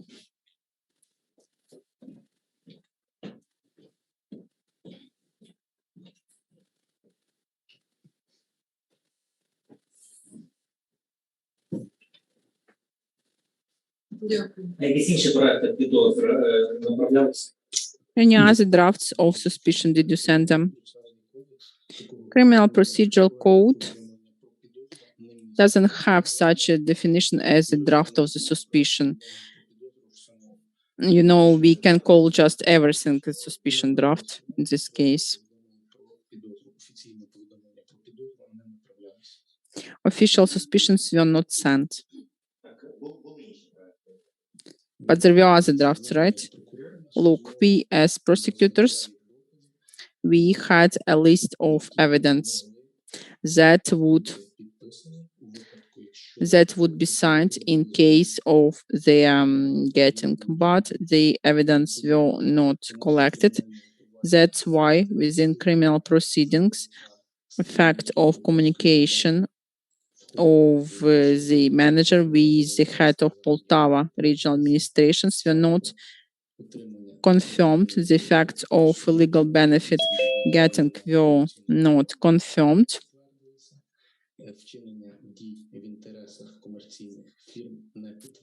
And the actions in the interest of commercial firms were not confirmed. That's why there is no composition of the crime and impossibility to sign the suspicion according to different corruption articles.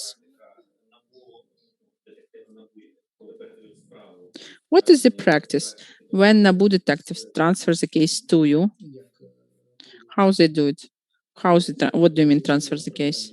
They send suspicion notification officially signed by the correspondent detective. No, there was no official transfer of that.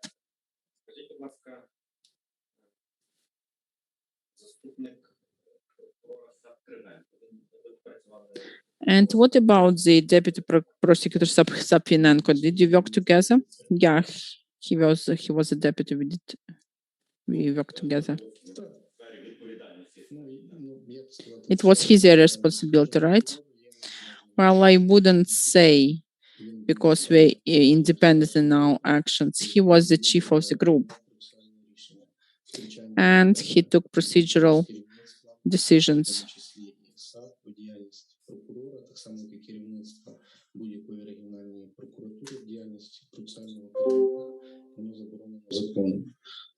Any kind of involvement of other people into the criminal proceedings is prohibited by law. Prosecutors are independent and we do not follow the instructions of other people.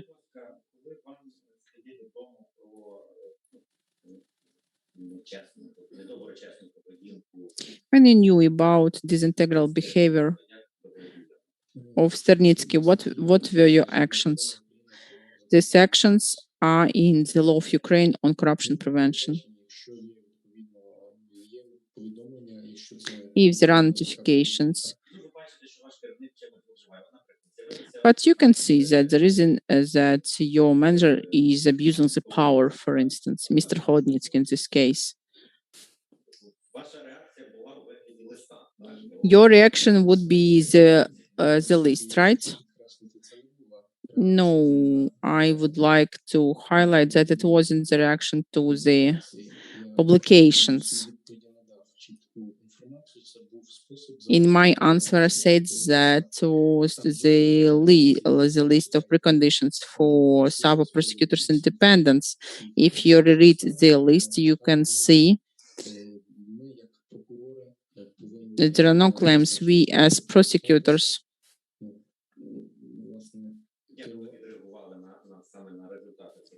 how did you react to the results of these records? We, as prosecutors, should be governed by the concrete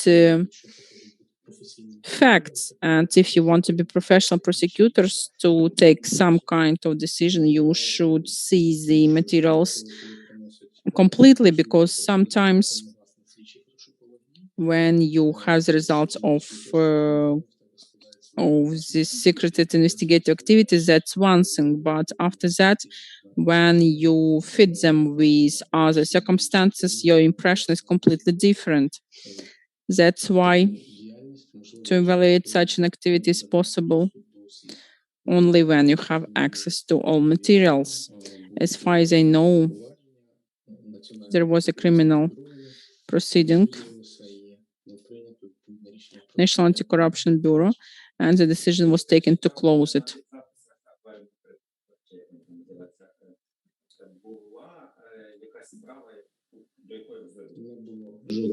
Was there any kind of cases where you was the chief of the prosecutors group? No, any case. Why did you decide to sign it? Because you do not know what was there in these cases. As I told already, the publications themselves, it was the list of criminal proceedings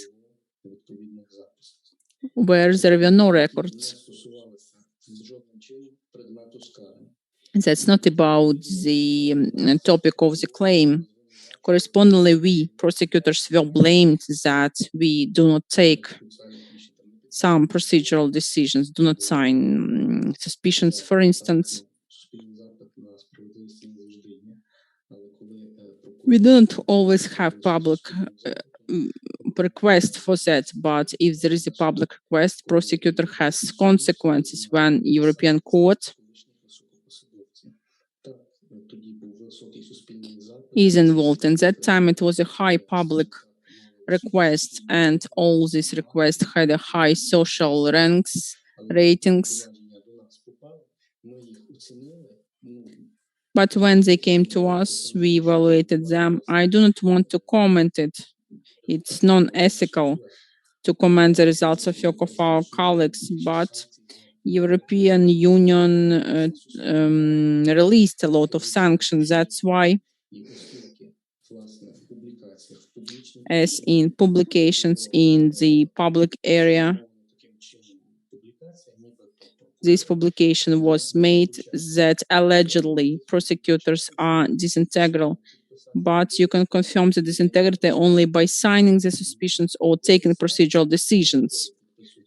So the SAP or prosecutors are ready to sign any suspicions and take any procedural decisions, even if they are not popular, but they have to be confirmed by the law. They have to be guided by the criminal procedural code. And the processes which are not provided for by the law cannot serve as basis for the decisions of the prosecutors. That's why we signed this letter. It has some negative connotations. Even this publication was made about our benefits in order for the smear campaign against us. What we can take the law of Ukraine on the prosecutor's office that says that those bonuses are part of the salary. This is not an incentive, and everybody knew about the problems of finances. There was a limitations by the Cabinet of Ministers. The bonuses were the same for everyone in order to fulfill the law. Katarina Koval, if we extend the time, we need to vote because 1 hour has finished. We need to vote to extend the time of the interview. I hope you don't mind. Drago, Mr. Navrotsky, please. Mr. Sobol is not connected.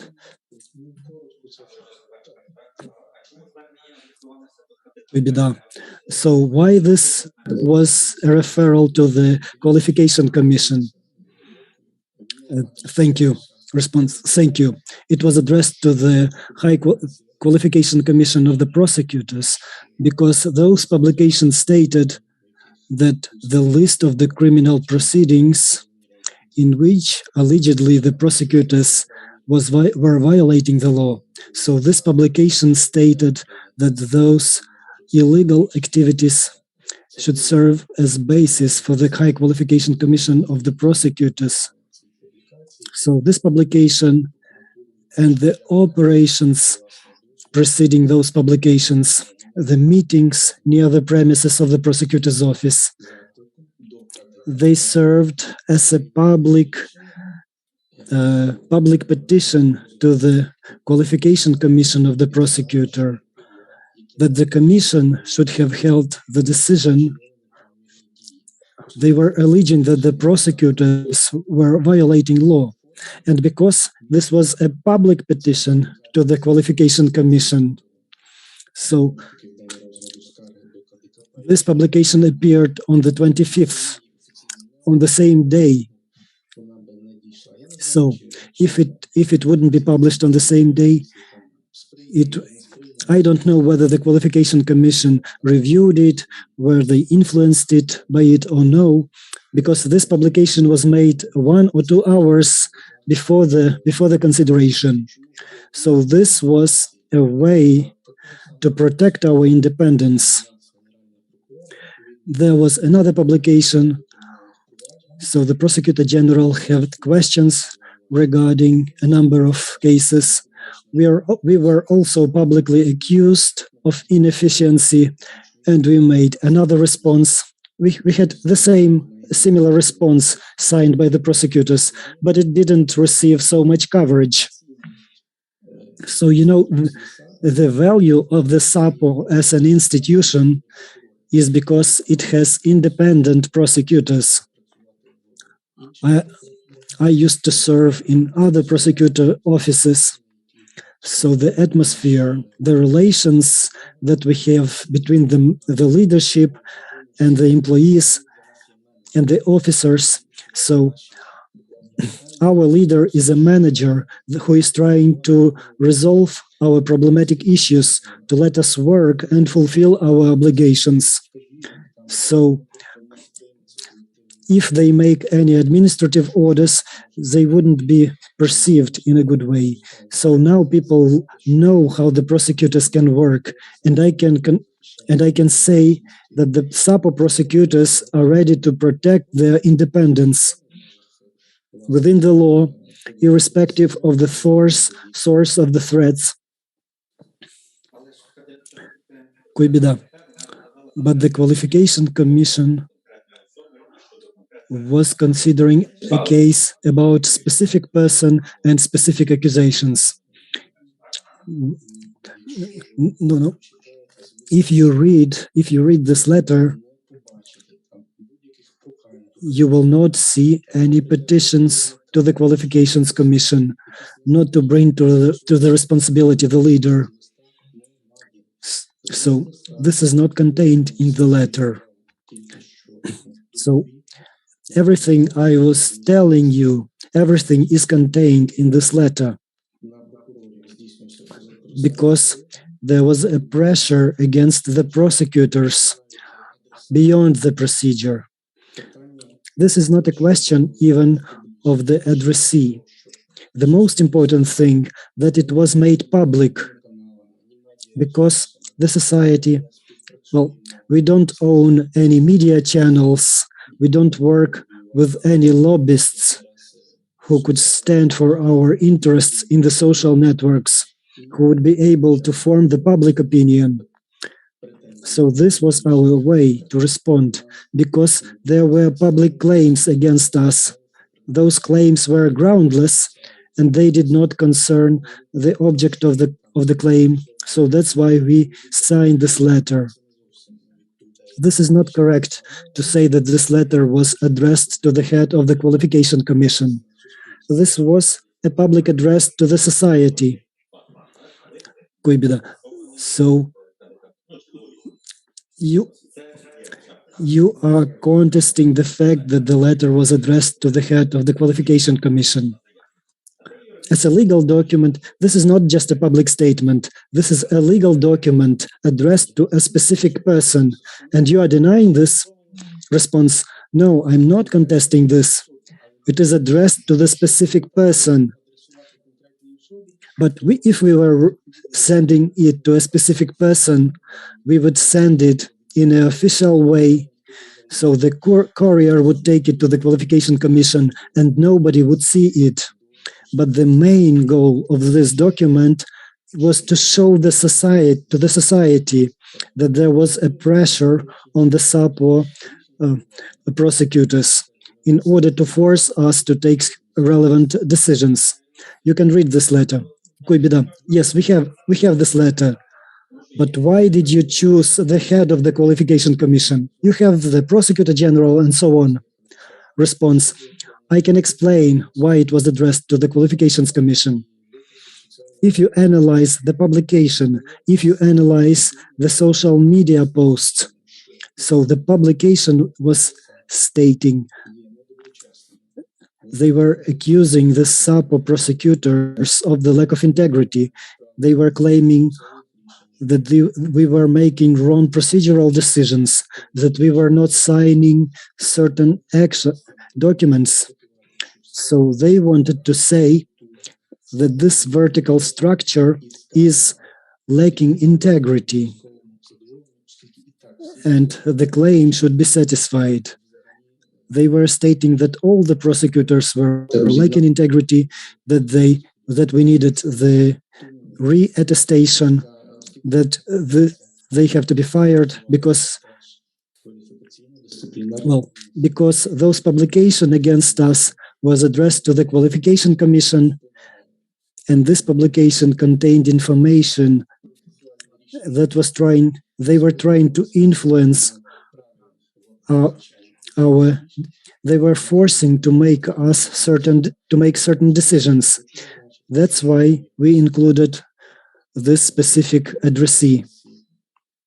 But I would like to point out that we didn't include any specific information regarding the recordings. We were just asking the Commission to consider this claim according to the legislation. So I believe that it corresponds to the professional ethics and to the current legislation. So why there is so much attention to this issue, I don't know. Because as a prosecutor, I don't understand why I cannot protect my independence according to the law. Kuibida. So how would you comment on the integrity? Response. Me as a prosecutor, I can provide I cannot provide comments on the particulars of the case. I need to have an entire picture, the comprehensive picture of the case in order to make comments. There was an investigation, so if certain proofs would be established, there would be another result. So now we have publications about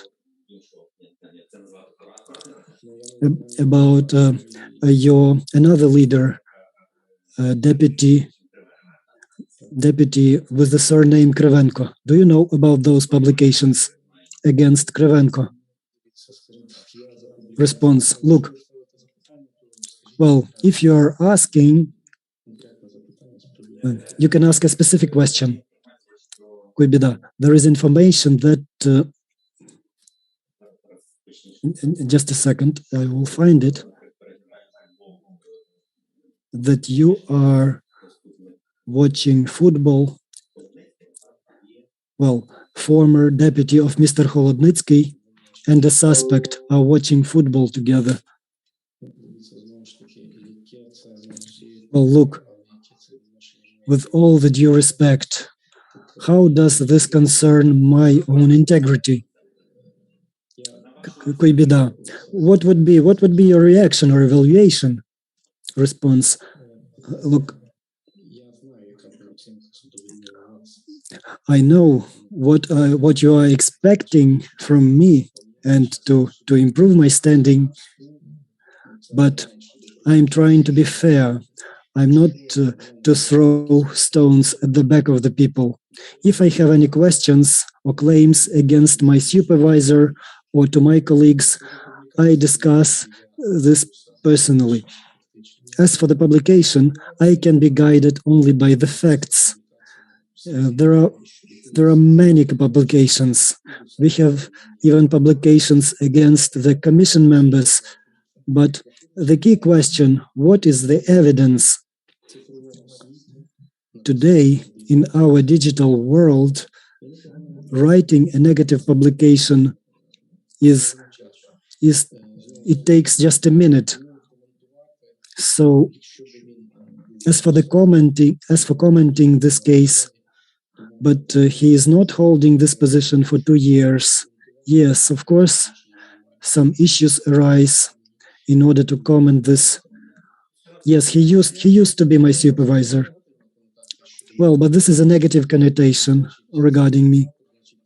So you are saying that he was my supervisor and he is watching football with a suspect. This is putting some negative shade on me. So, according to my cases, I defended the interests of the state for 500 million hryvnias. So after Krivenko was dismissed, there was your case with Zurilo. I can comment about myself. For 11 years in the prosecutor's office, neither my relatives I don't have any immovable property. I didn't acquire any land plots. My family didn't acquire. Of course, there can be some negative connotations in any publications. Yes, this can be interpreted in different ways. He hasn't been working for 2 years. Now he is a lawyer. So all the limitations about him were lifted. If the question doesn't concern me personally, and I don't have any specific information about the motives, I don't know whether this was an illegal benefit or if this were just business relations. I don't know. If I say this, if I comment on this, he can make a claim against me. If the publication says that there are certain materials of the law enforcement agencies, if this person was notified about suspicion, I would be ready to comment on this. If the person has violated the law, they have to bear responsibility. And it doesn't matter whether this was my former supervisor, whether this were my friends. We need to understand that the criminal responsibility should be inevitable. So, if this could happen, my reaction would be negative. As for the basis for opening a criminal proceedings, they are provided by the law of the Article 214 of the Criminal Procedural Code. If we make a claim, if we make justification for the claim, of course, it has to be investigated. There has to be a pre-trial investigation. If we have a relevant petition, it has to be investigated. So would you be able to include information in the register? About what? About which facts? Is here no? Ви розумієте, що розслідувати в ретроспективі, розслідувати отримання неправомірної вигоди, ну це illegal benefits. As for the illegal benefits, this is a tactics. If we consider illegal benefits, it has to be documented. There is a certain procedure for this. He was not a public servant. This is not our jurisdiction. The facts of illegal benefits were not confirmed. If there is a petition, yes, there has to be a petition. It has to be included in the register of pretrial investigations. Another information from the civic organizations. I still have two questions. Roman Kuibida, I still have two questions.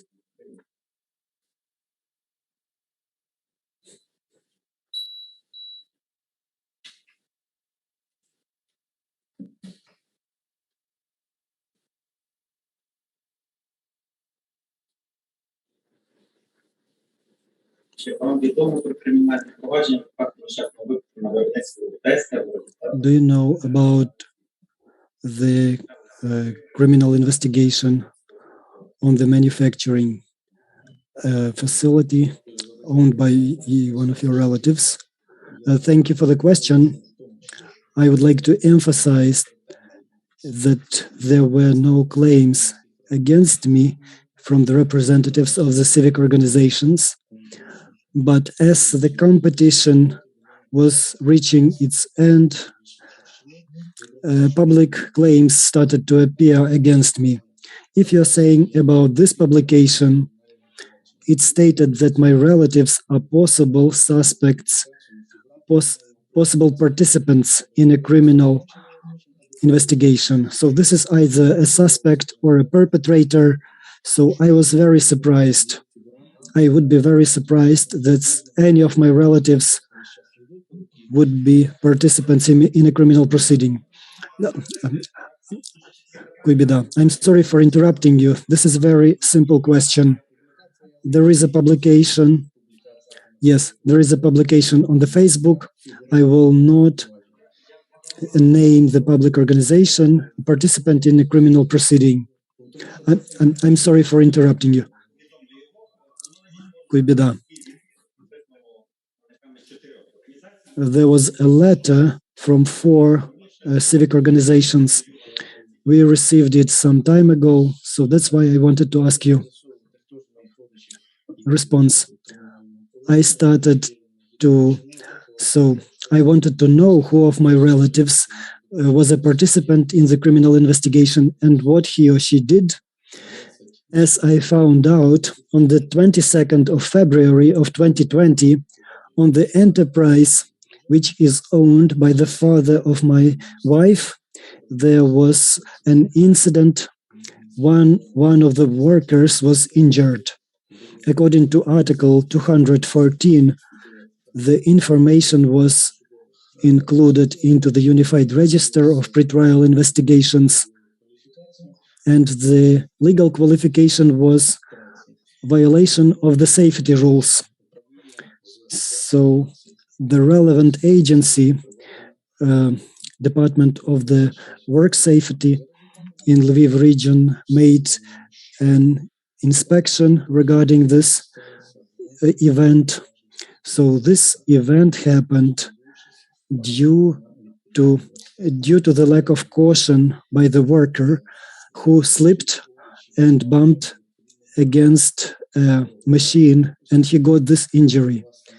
So I received a relevant act, and the fact that this was an accident, so the injured person confirmed this. The injured person confirmed that this was an accident, and I have brought this act, materials of the special investigation. It has a query. It contains the explanations of the injured persons. There is also a query to the police. So no notifications of suspicion was given, and father of my wife is not responsible for the safety of work. He is just an owner of the enterprise. I didn't know about this case because I'm not participating in the business of the parents of my wife. Neither me nor my wife, we were not interrogated in this criminal proceeding. And the facts that are included in this claim, this is not a corruption claim. On the 22nd of February, I was in another region in court, and this fact happened. So there is no connection between me and the prosecutor and this accident. Unfortunately, this accident happened, but it doesn't concern my integrity. I didn't make any influence on the criminal procedure. I didn't influence this. I didn't even know about this criminal proceeding. But after the publication, of course, I was trying to find out who is involved in the criminal proceeding. So this is it from myself. I'm providing a relevant act. You can read the explanations of the injured persons, and you can read the relevant inquiries.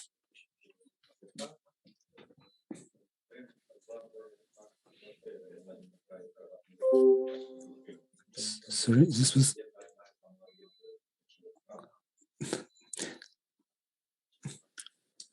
So this wasn't the... This question was in the questionnaire. I provided the explanatory documents. Yes, this apartment is owned by my wife. I openly indicate this in the declaration. I have never concealed this fact. However, this apartment was purchased before our marriage on August 11 of the year 11. This apartment was purchased by my wife.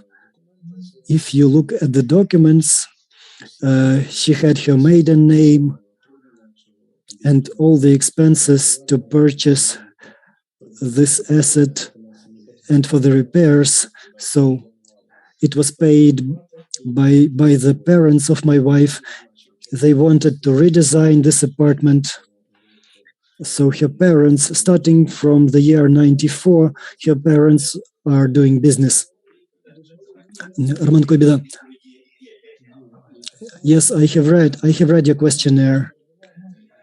I'm sorry. I'm sorry for interruption. And so the explanation is sufficient. I'm sorry, I would like to provide a broader context. And because this apartment is not in the joint ownership, it was purchased by the parents of my wife. My wife's parents paid for the repairs. So at the moment of declaration, I didn't know the price of the purchase. My wife's parents didn't provide me the information about the amount. I'm not interfering in their business activity, in their family relations. I'm not interfering in their savings, in their way of business. I personally don't have any documents of title. I didn't have any documents at the time of filling the declaration. So I didn't want to include any inobjective information. If I could have any information from the register, I know that the information in the register is not always correct, so I didn't want to file inaccurate information because I didn't know the exact amount of purchase of the apartment, because my wife's parents have all the documents. And this is not a violation of declaring. This is not a criminal violation or administrative violation. According to the NAPC information, this can be the grounds for additional check.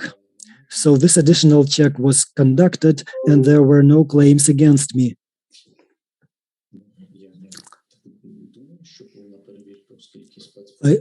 I believe that yes, there was a check because there was a special background check.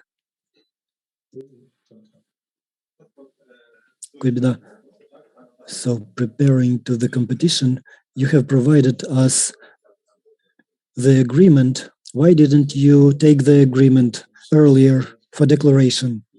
Response: Because of our family relations, because of the specifics of my relations with the parents of my wife, they did not give me the necessary information. They bought the apartment. This apartment is not in our joint ownership, so they didn't want to give me the information about the purchase because I didn't participate in the purchase and I didn't have the possibility to do this. Yes, I declared it. Look, Katarina Koval, I'm sorry, candidate, I need to indicate the object of the property. We have explanations of the NAPC. They say that if you don't exactly know the price of the object, if you don't have the necessary documents, you don't indicate the price. So I didn't have the confirming documents. I didn't have information. I didn't have accurate information about the price of the apartment. That's why I didn't indicate it. I don't see that if there are any issues about declaring, because in each declaration, I observe the rules of accuracy. Thank you. Katarina Koval, any other questions? Kuibida. The candidate provided us the documents to review. I would suggest not to make a decision, but to review the documents, because maybe we will have additional questions. Because, candidate, I have a lot of documents and I'm ready to comment. So yes, please, just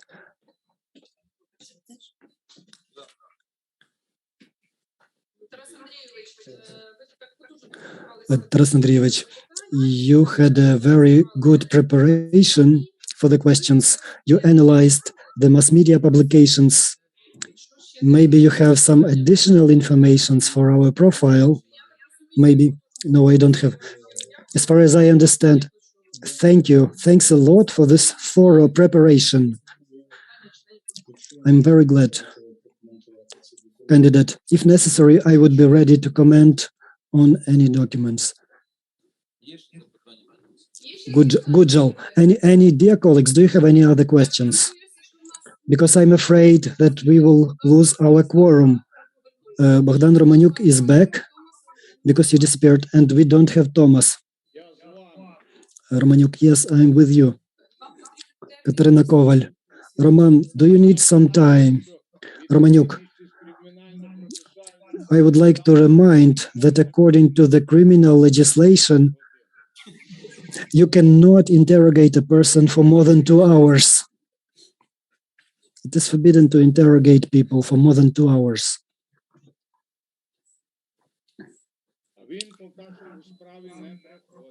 And he is not a suspect. We have a lot of documents. Olena, he even passed the stress test. We need to use this criterion.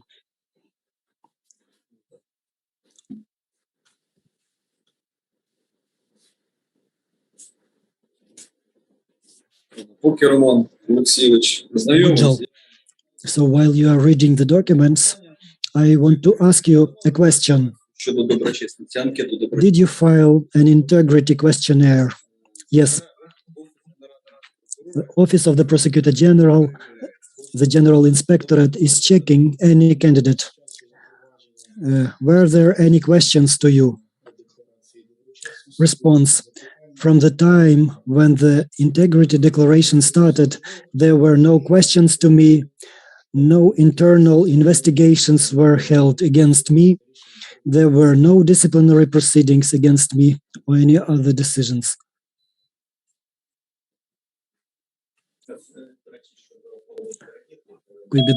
By the way, about the complex check, good job. The question is, when you file a declaration, there are obligatory questions with obligatory answers. So indicating the value was not obligatory. I know about this declaration because I'm filing the declarations myself. If you will not be able to file the declaration if you don't fill out all the necessary fields. So I indicated that at that time I didn't know the value. Good job. There is an exhaustive list of grounds, so you can't add anything from yourself.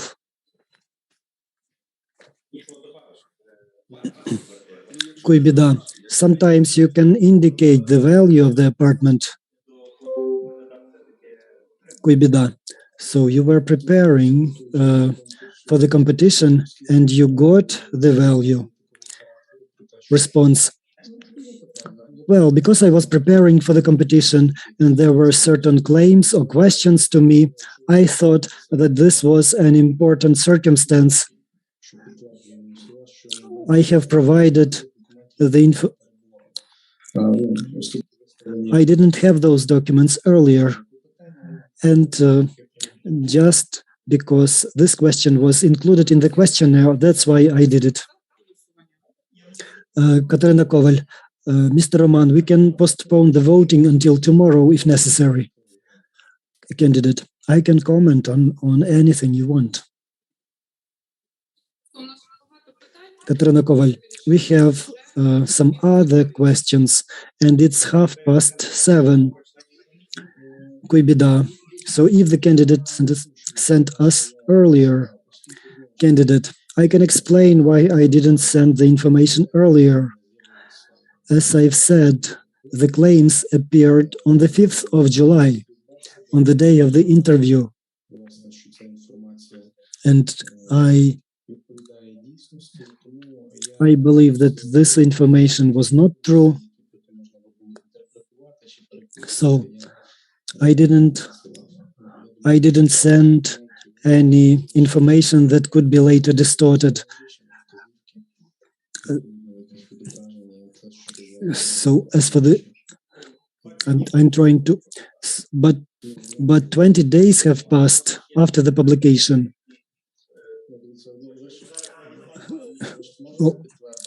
Well, you can confirm that I have provided the correct information. There was no official publication. I have confirmed that we have avoided the embezzlement of 300. Drago, do you want to read those materials? Because Roman says that you haven't reviewed the additional materials. Candidate, no. I don't need to read them. Thank you.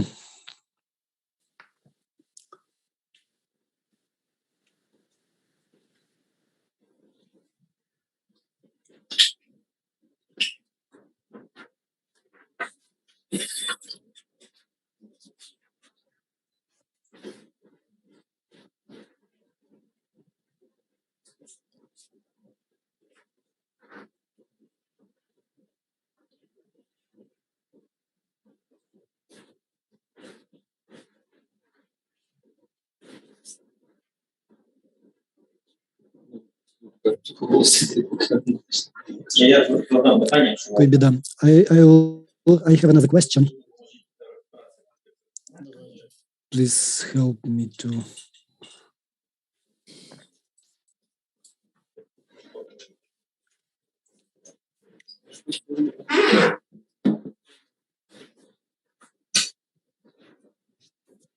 Просто, Роман, якщо у вас є питання щодо голосування і у вас є сумніви... If you have any questions on the voting, probably we can postpone it till tomorrow. Colleagues, while Roman is reading, let's think about it. Today, we are finishing our interviews, and shall we close the 9th meeting or we will continue it? Якщо ми не голосуємо, то продовжуємо. We are not voting, we will continue it. Мені здається, що ми сьогодні завершуємо співбесіди, You закриваємо. know, if today we are finishing the interviews, we can close the protocol of the 9th meeting, we will announce the 10th meeting. After that, we will approve the agenda for the 10th meeting, and practical assignments will be start from the scratch. Дивіться, якщо ви не заперечуєте, я If you do not mind, I can tell you the issues on the agenda. з вами маємо до порядку денного такі питання. We have the following issues: changes to the regulations, Це проект рішення пана Гуджела. decision draft of Mr. Gujal. He proposes the draft that was sent to the chat. The second one, Процедури організації approval of the procedure for organization of the competitions in SAP. Practical assignment. ми отримували лист від тренінгового We got a letter from training center. They asked us to approve such a decision. We discussed it. It is in chat in English and Ukrainian. практичного завдання. The procedure for practical tasks.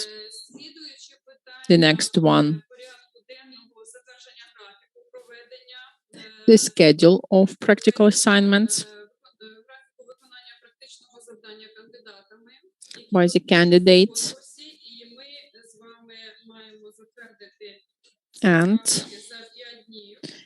we should approve these schedules in 5 days before we have these practical assignments. Питання це The next one, оприлюднення прикладів письмового publication of the examples of the written task. тренінгового центру отримали Today, for the requirements of the commissions, we received a letter and we received the example of practical task лідерські якості, for the leadership qualities and received the instruction in what way it will be evaluated. According to the Article 26 of the regulation, practical assignment, практичними вміннями та навичками, it is a check of the professional qualities, leadership skills, and other professional skills. We received this task to publish them on the website after we approve the schedule, but мали направити ці практичні they were not sent to the email, right?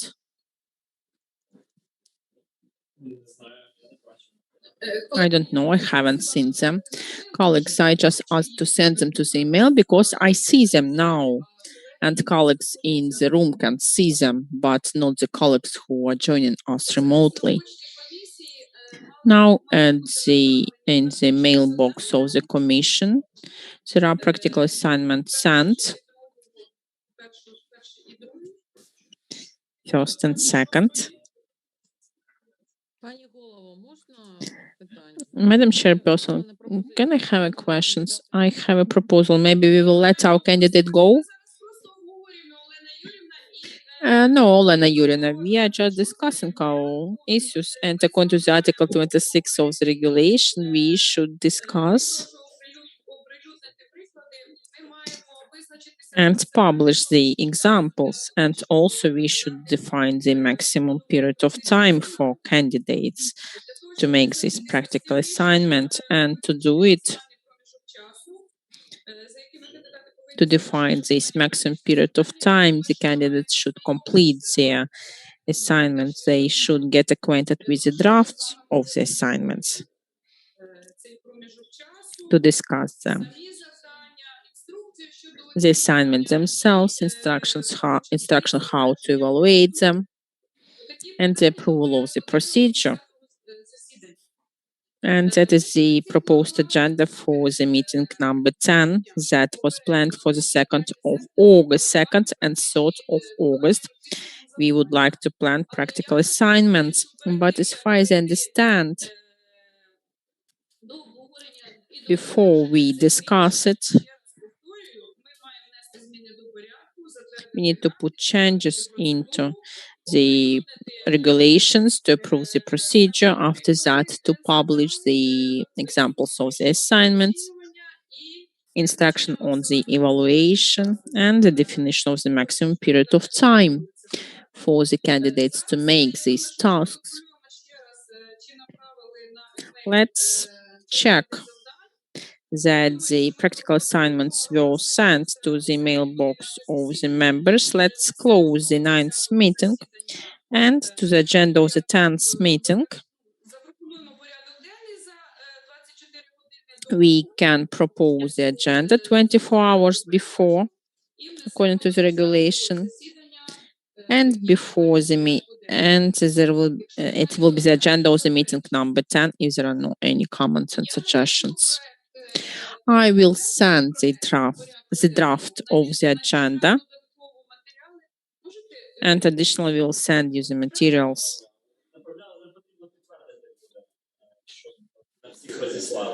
They were sent, but please confirm that you received them. Sergey, in this case,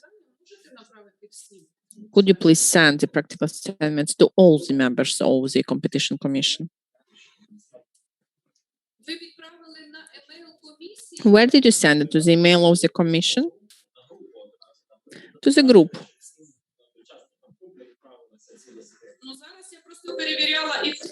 I just checked the mail and I didn't see it. You know, to put it on voting, I would like the members of the commission to get acquainted with it.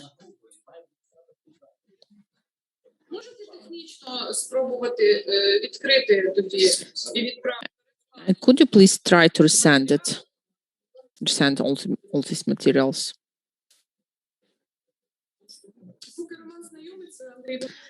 And while Roman is getting acquainted with it, you can give us your proposals. Madam Chairperson, so it looks like the candidate is a member of the commission. Candidate shouldn't be present in the room while this kind of discussions, as other candidates were not present during discussion of our issues. Olena Yurina, but our meeting is open. It is broadcasting online. We are just discussing our working issues. Yeah, we can make a break while Roman is getting acquainted with the materials. But I'm just afraid not to have a quorum. Any other questions to the agenda of the 10th meeting? And one more time, I'll send to the email and to group decision drafts of the practical assignments, and we agreed that training center will make a training for us on this task, right? If the members of the commission will have any kind of questions, they can be answered on the meeting number 10.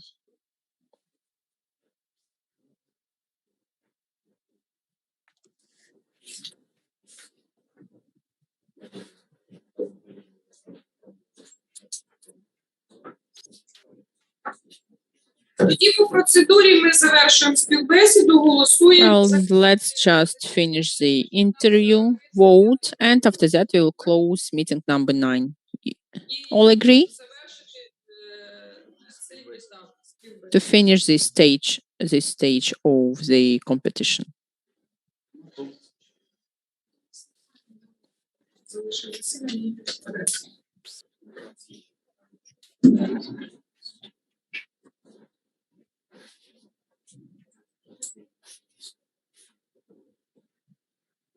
Якщо, Дмитро, можна буде від вас рекомендації щодо максимального проміжку часу.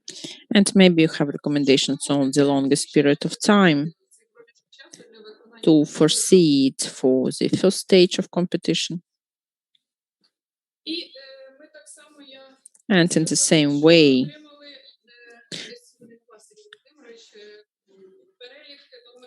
we received the list of the bylaws that we need to approve in the same way by our decision. They will be printed for every candidate for practical assignment execution. And that is a list of bylaws of the ruling 53 positions total. These materials, the instruction on the evaluation, the first drafts, and the list of the bylaws will be in your email box. But Victor, I would like to ask for the translation for Drago.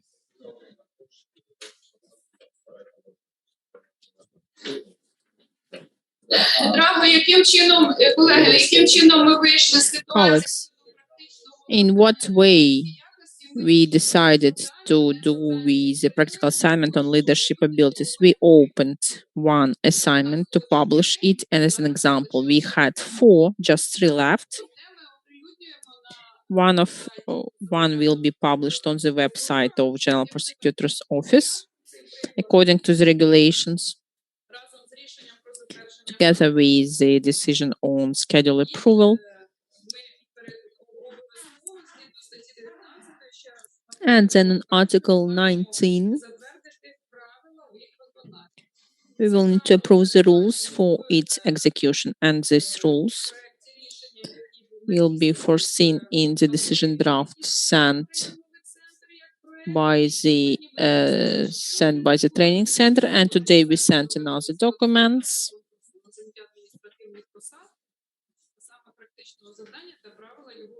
Practical assignment and the rules for it. Could you please analyze it so we could start voting?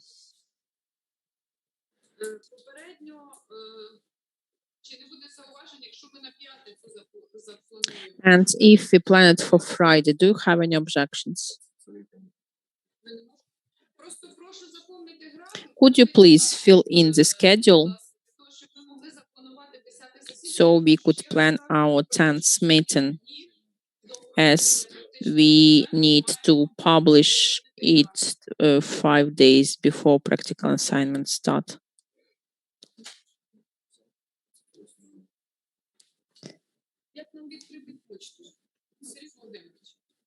How to open email, Sergey? Why on Friday? Can we do it earlier? Let's do it tomorrow or the day after tomorrow. I support tomorrow. That's why I propose to postpone the voting for the candidate for tomorrow. That's not right. If the candidate will need to come for us for 2 times. And not to break the procedure, we need to inform 24 hours before the next meeting. If so we can start our meeting only 7:40 p.m.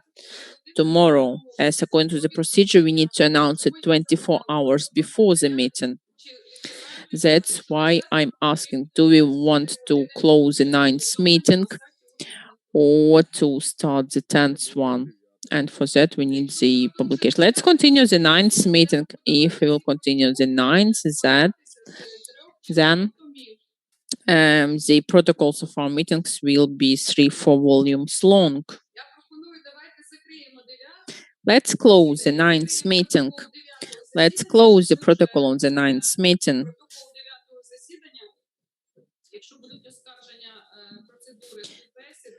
And if there are any appeals to the procedure, so we could deal with it.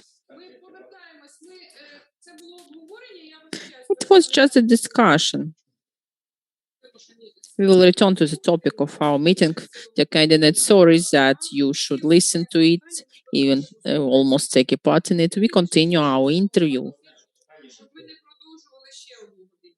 I just do not want it to last for 1 more hour if it's possible.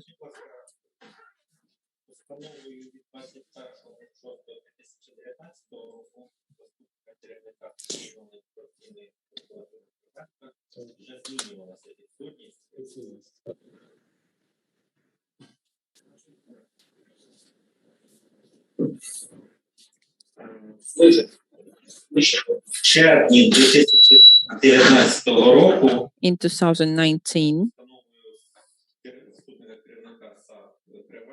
by the decree of acting head of SAP Krivenko,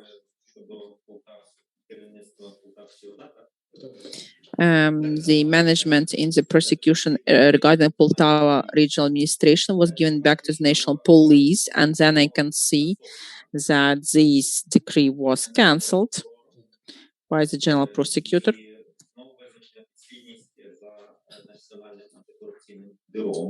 And it was given back to the National Anti-Corruption Bureau. Could you please explain us what happened to it?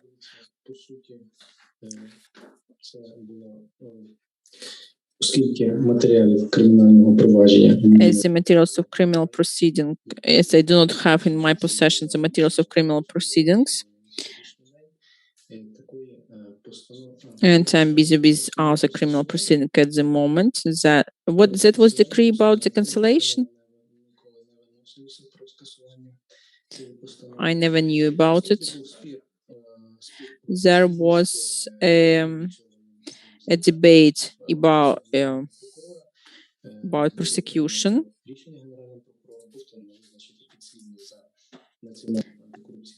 Я вам надав документ. And there was an argument about competence of investigating agencies, investigative jurisdiction, and all the violations were reflected. Pre-trial investigation was not meant as the same as activities like searches within it. And correspondingly, the high-level prosecutor evaluated this decree, and it was cancelled. I can quote it. Yes, please do. In October 2019, General Prosecutor made a decree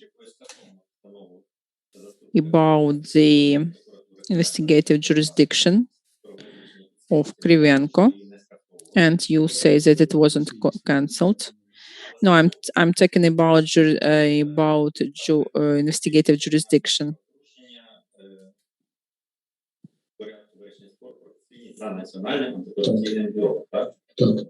Чому було скасовано?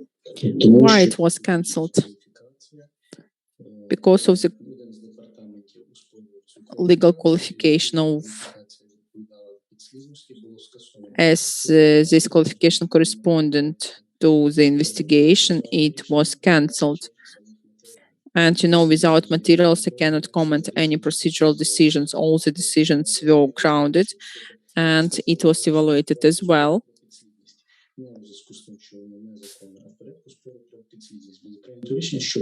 This decree, according to these parameters, was illegal. That's why it was cancelled.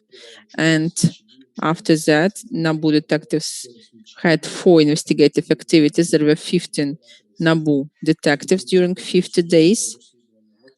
And the materials received during pre-trial investigation didn't confirm the fact of asking for legal benefit. There was a wide spectrum of actions, 19 months. The issue of investigative of the case on bribing, and it can be briber or there is no briber. And as there were 40 searches, all the information about documenting the evidence was collected. And the ruling according to CPC were given to people who should check during pre-trial investigation, and in the future, it's not possible to use these kind of evidences. We, as prosecutors ourselves, wanted to have the results, and we initiated the requests within interagency group with the aim to identify beneficial owners, but unfortunately, these complex activities according to the Articles 368 was not possible, and correspondingly based on the materials, based on the analysis of evidence, it was changed. You know, all these mistakes you're talking about, yeah, probably there were mistakes, but I'm not a huge fan to comment on the relationship between NABU and SAPO publicly. We should do it with the help of some thought mediators, but unfortunately we had such a ground, and after that it went to the High Anti-Corruption Court, but according to the materials, the as evidence was not collected.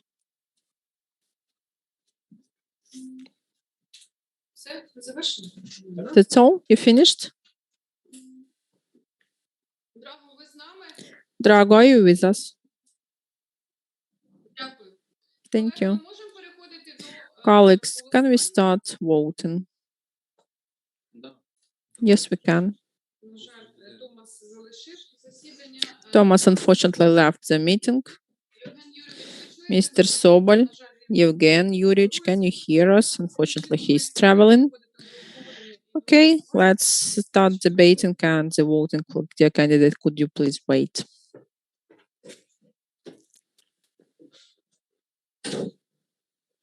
Переходимо до обговорення, колеги.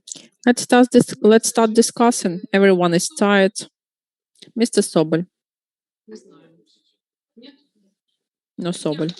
Які будуть пропозиції? Драго, не пропадайте зв'язку. Any proposal, Drago, please don't leave. We cannot see you, and we are concerned by your absence. I'm not leaving. I'll be here. Дякую, Драго. Thank you very much, Drago. You know, I'm always grateful to you. If you leave, please tell before. Nona doesn't come at all. Thomas doesn't say before he leaves. Colleagues, let's start discussing. If there are no objections or comments, there are none.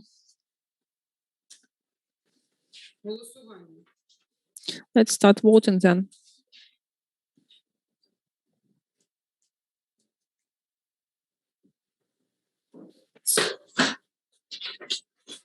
Можемо переходити, так? Can we start? Okay, decision draft. Do you agree that candidate corresponds to the criterion of integrity according to the regulations of the work of Competition Commission? Please vote. Drago, you do not vote, right? Even Roman is voting. Okay, I'm not. Поясніть, чому ви не голосуєте? Would you please explain why you do not vote? Decent candidate. He answered all the questions. I'm just curious why. For the protocol, Drago. Yeah, no problem. You see, the discussions which I had with him about the case with Mr. I forgot the name. Case was very important, and it was taken away from NABO and given to the police. And it was taken back from the police, and it was again given back to NABO, and then it was taken. Then some strange decisions have been made. And his explanation that they wanted to leave the suspect out of the country to Austria to arrange everything for a plea agreement, which didn't happen at the end. For me, it is not very, let's say, convincing. I am afraid that some other elements were in place there, not the real professional decisions of the prosecutors. And this is the reason why I cannot support his candidature from the integrity point of view. Дуже Пані голово, я голосуєте за професіоналів. Дуже It's very pity that you're not voting for professionals. Dear colleagues, I'm convinced that the candidate shouldn't explain to the Commission his procedural decisions and to explain to the members of the competition commissions the lecture on the criminal process if someone doesn't understand it. And it doesn't refer to the definition of integrity in the same way as his professional qualities that we are going to define on the next stage of the competition. I wouldn't risk to call this candidate disintegral. Yes, Drago. Well, if you remember, I was not questioning his professional decisions. I was just asking him about his visit to the airport. He denied that he has been there, which is fine. But then he said something which is really disturbing. He was trying to explain why SAPO made the decision that they will leave the suspect out of the country. And they said, well, this is because we are planning to have a plea agreement, which at the end, it didn't happen. And all the time he was saying that the number of prosecutors are independently making their decisions, that they do not listen to anyone else. And then he explained the reason why they did not reach the plea agreement with the suspect in the way that, well, the social pressure was too high, the social media were pushing on us, and this is why at the end we decided not to make the plea agreement. See, this is, of course, is a professional decision, but it tells a lot about the integrity of the candidate.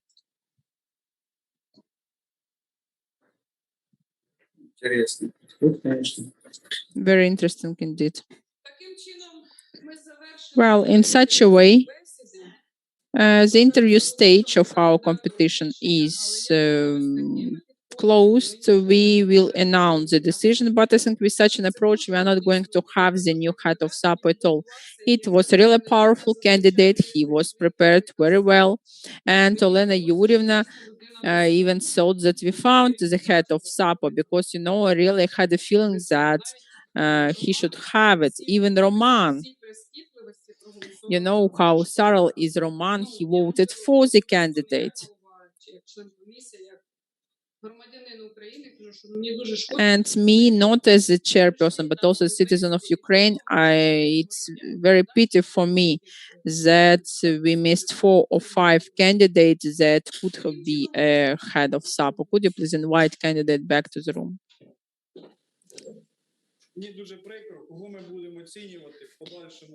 That's unfortunate who we are going to judge in the future. What are we going to do if such decent people do not get integrity? What is the sense to move forward if there are no professionals? With whom are we going to discuss it? So decision about correspondence of candidate to the criterion of the integrity, Taras unfortunately didn't get enough votes. Thank you.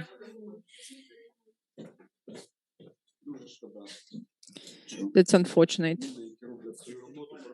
People who are doing their work for real, true professionals, do not need these people, or anyone needs these people. Well, in such a way, we are completing the 9th meeting.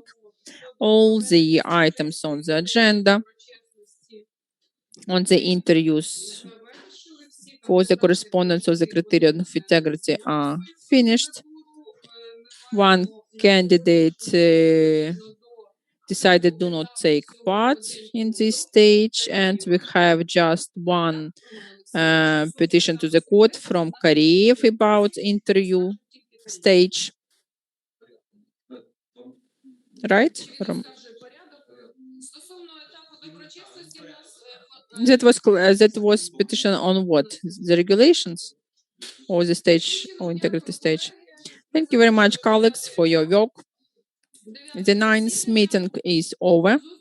See you next time. Bye-bye. And on the website of General Prosecutor Office, there will be a notification about the 10th meeting.